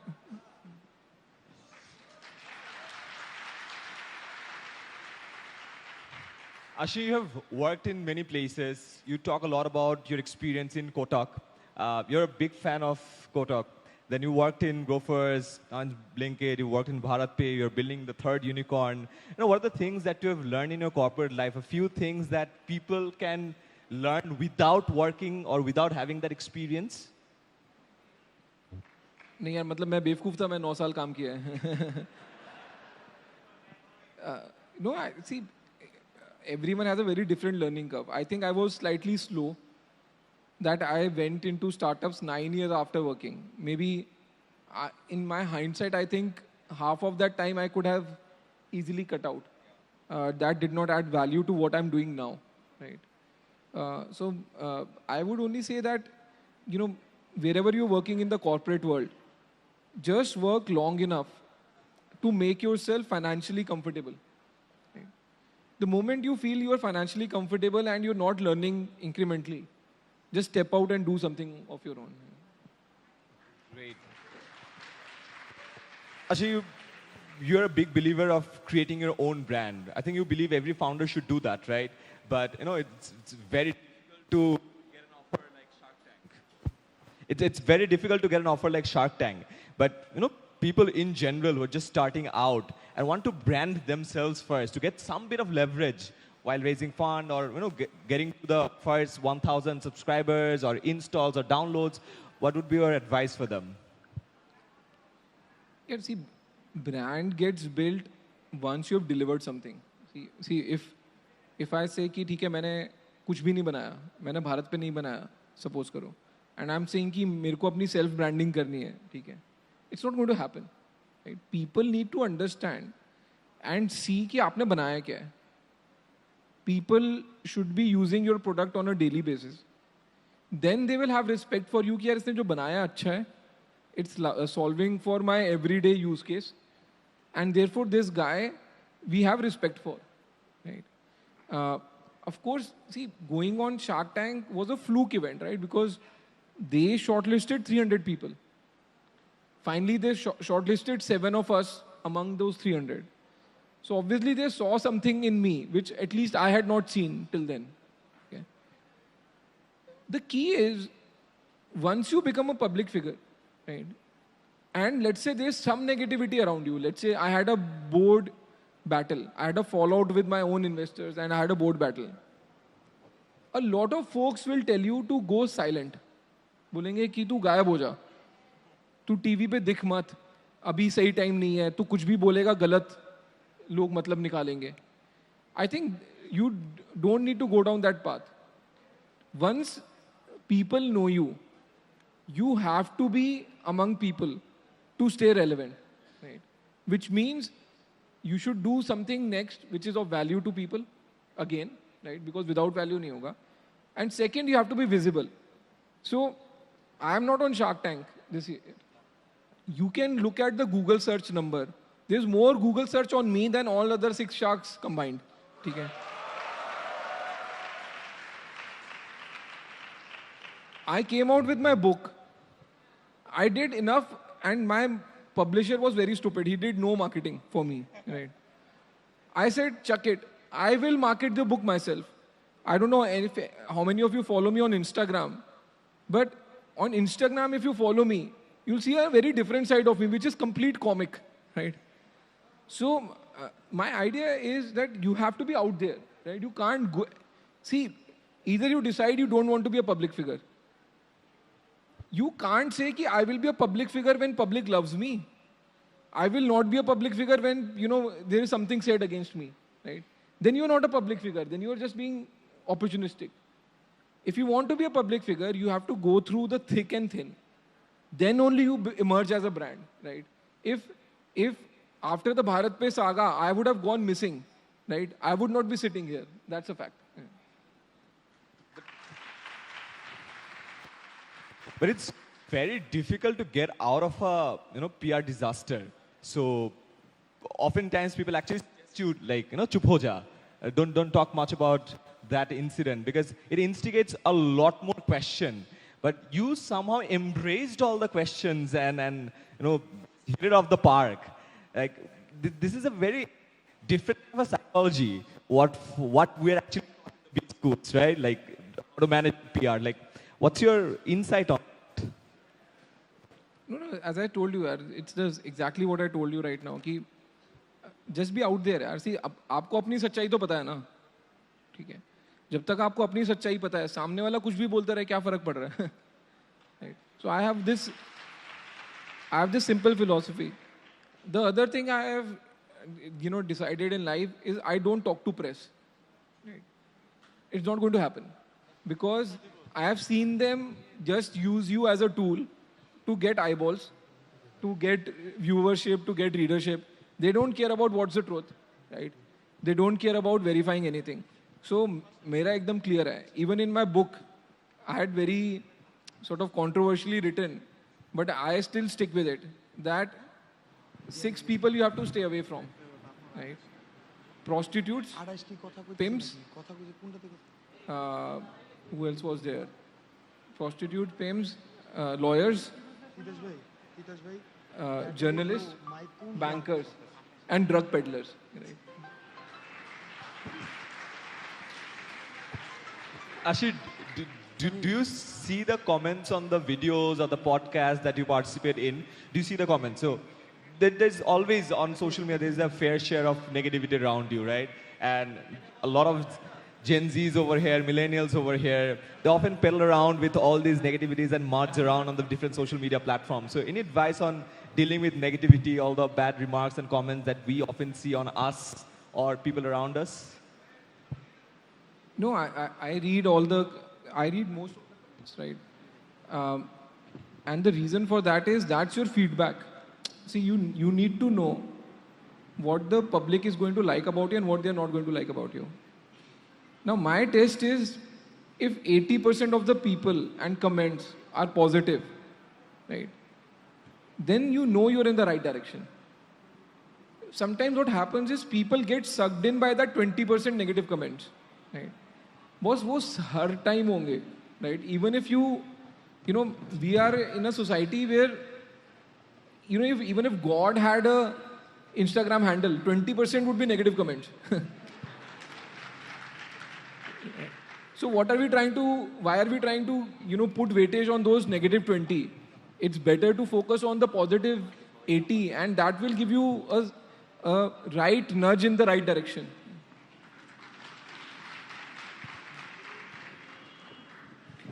Ashni, any final suggestion for founders in Bangladesh, or how's your experience? You've just been here for the first time, I believe. Just had a few places to visit. So, how's your experience in Bangladesh and the people in Bangladesh, or any advice for us? Traffic का कुछ करो यार.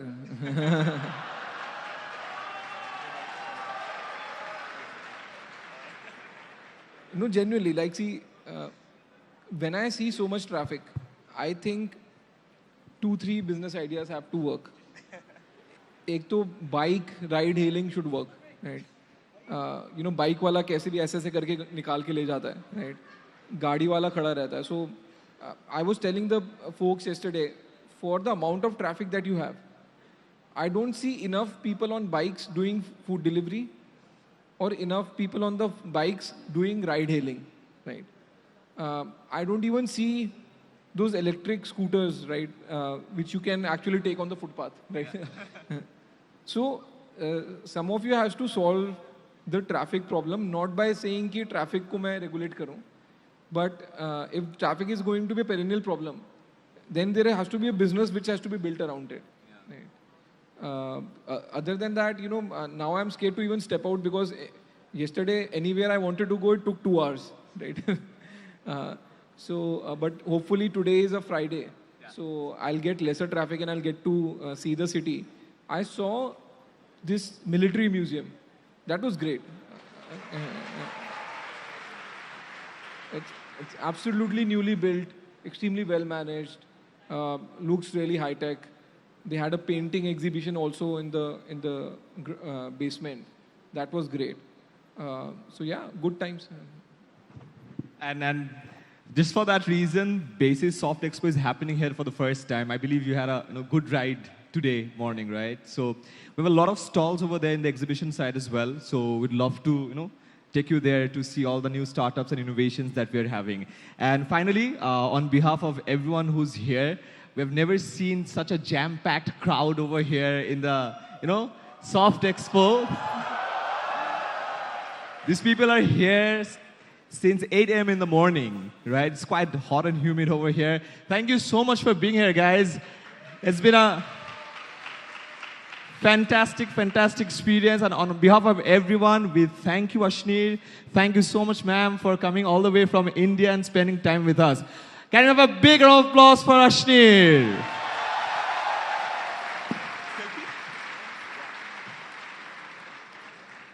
Jishan bhai, Rasul bhai, do you want to join the selfie? Yeah? Madhuri, if you could join us as well. Rasul bhai.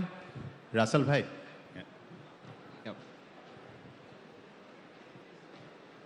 Ladies and gentlemen, our name is Zishan. I co-founded Sindabad.com. I'm currently the consultant for Basis. যারা আমাকে চিনেন না। I'm also the group CEO of Agile Minds Group. Let's welcome Russell Bhai, the president of Basis SOFTEXPO, the single person with a huge team who has made this possible. Yep, Russell bhai আসুন. Let's take a Ayman একটা selfie নিচ্ছে, যে সেলফিতে আইমানকে ছাড়া আর কাউকে দেখা যাবে না। সবাইকেই দেখা যাবে ভাই, একটু জুম করে নিতে হবে, দ্যাটস ইট। কোন দিক থেকে? না না, ওইখান আচ্ছা, থেকে আপনার একটা সামনে থেকে আমরা নিয়ে প্রথমে একটা সেলফি তুলছি যেখানে ক্যামেরাও মানে ক্যামেরাও থাকবে। ক্যামেরাও আবার সেলফি তুলবে আমাদের। মানে আমাদের মেইন ছবিটা ক্যামেরায় থাকবে, so no worries. Ready? Okay, ready. Another one. Can you put up a thumbs up? I think. Can you have a cheer, guys? Awesome. And awesome. Thank you so very much. Thanks. Last thing. এখন ওকে, আইমান নেমে যেতে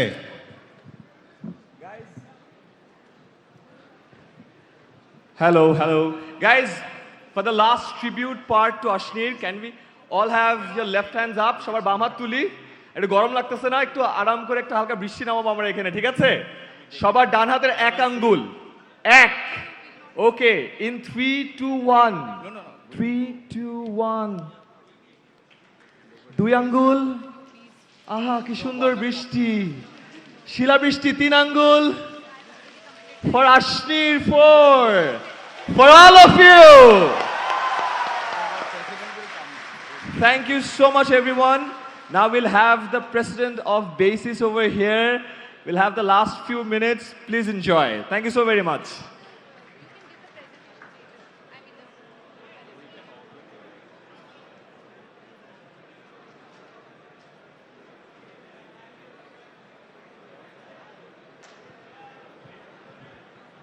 আশনিরের পরে আমাকে কেউ শুনবে না, right? আশনিরের পরে আমাকে কেউ শুনবে না। But first of all, I would request all of you to give yourself a big hand, please. Please give yourself a big hand. You are the champions and you will rock the nation. Bangladesh has a lot of challenges, including traffic and others. But let's not forget Bangladesh comes up with a lot of potentials too. And you are the potential of Bangladesh. That's very important. When we have arranged SOFTEXPO, তখন আমরা মাথায় রেখেছি যে we have to bring youth, because when our Prime Minister, Honorable Prime Minister Sheikh Hasina declared Smart Bangladesh Vision, by the time 2041, you will lead the nation. Let's not forget it. It's not us, it's you will lead the nation. So you have to be part of this journey. And that is why you are here, and all the arrangements in SOFTEXPO organized in such a manner so that we can attract youth. And finally, startup conference নিয়ে কথা হচ্ছে এবং all these things, আমি একটা কথাই বলবো, I think সবাই একটু অস্থির, একটু গরমও আছে অনেক ক্রাউডের মধ্যে। Startup is not being part of a wave. এইটা যেন আমরা কেউ না ভাবি যে স্রোতের সাথে গা মিলাই দিলাম স্টার্টআপ। Startup is business. ব্যবসা করতে অনেক কিছু লাগে। এক নাম্বার কি জিনিস লাগে ইন মাই ভিউ, বাংলায় বলি আমি, ব্যবসা করতে ভাই হ্যাডম লাগে, রাইট? ব্যবসা করতে হ্যাডম লাগে, তাইলে ব্যবসা হয়ে যায়। ব্যবসা করার জন্য ব্যবসা কেউ শিখাই দিতে পারে না। সো ব্যবসা বই পড়ে বা কাউকে ফলো করে, কাউকে শুনে, আইমান ভালো করেছে বা ফাহিম ভালো করেছে বা আমার, তাকে ফলো করলে ব্যবসা হয় না, নিজেকে শুনতে হবে। And first of all, foremost thing, do your own self assessment before you decide. Let's not forget, সবাই আমরা ফাউন্ডার হব, তাইলে আমি যখন ফাউন্ডার হব আমার সাথে কাজ করবে কে? If you do your self assessment correctly, যে আমি আসলে আরেকজনের জন্য কাজ করেও বড় হতে পারবো, I can be the best CEO of any company, not necessarily only have to be founder. So do your own self-assessment before get into this. Found করলাম, 2-3 বছর গেল, and by the time you realize you are not good at it, তখন দেরি হয়ে যাবে। With that note, I request all of you, we have many arrangements for youth, including concert every night. Let's not forget, final day, 26th of SOFTEXPO, we have brought Coke Studio. So let's not miss Coke Studio in the final evening in SOFTEXPO. Thank you so very much. And let's not miss all the new technologies out there, because you have to learn from them as well. All these successful companies who have come up with their own technology showcasing. With that note, I welcome you once again and thank you, Ashnir. Thank you so very much. Thank you, Adnan. Thank you, Ayman, and the rest of the team who have organized this on behalf of BASIS. Thank you so very much. Thank Rasel you. ভাই আপনি স্টেজে থাকেন please আমরা ছোট্ট formality শেষ করছি এত দূর থেকে ওনারা আসছেন আর we would like to give Rasel ভাই স্পেশাল গেস্টের জন্য আমরা একটা ছোট্ট টোকেন অফ অ্যাপ্রিসিয়েশন প্লিজ আশনির appreciation crest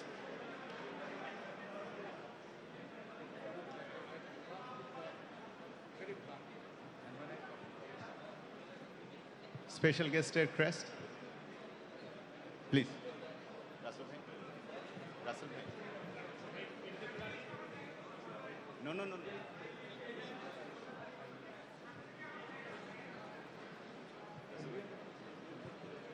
A token of appreciation from BASIS. Amra mazhabaji achi ekটু. A token of appreciation from BASIS to Ashnir Grover. Please, a big clap. Thank you, Ashnir. Thank you, Budi. Thank you. I would like to ask you to stay here just for a second.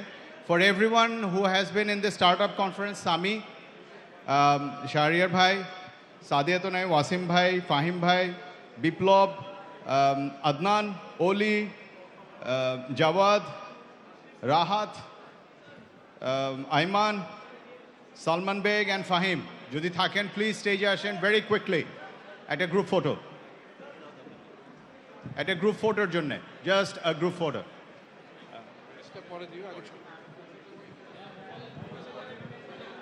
আমরা just একটু আগে সবাই এসে যাক তারপরে আমরা দাঁড়াবো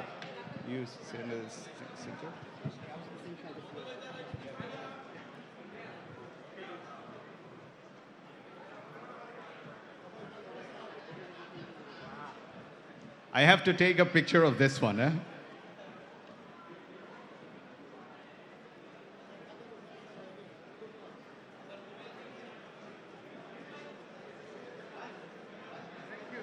Thank you, everyone. One more clap to Ashnir and all the great startups. Get up on time. Oh, man. I'm so sorry. Thank you.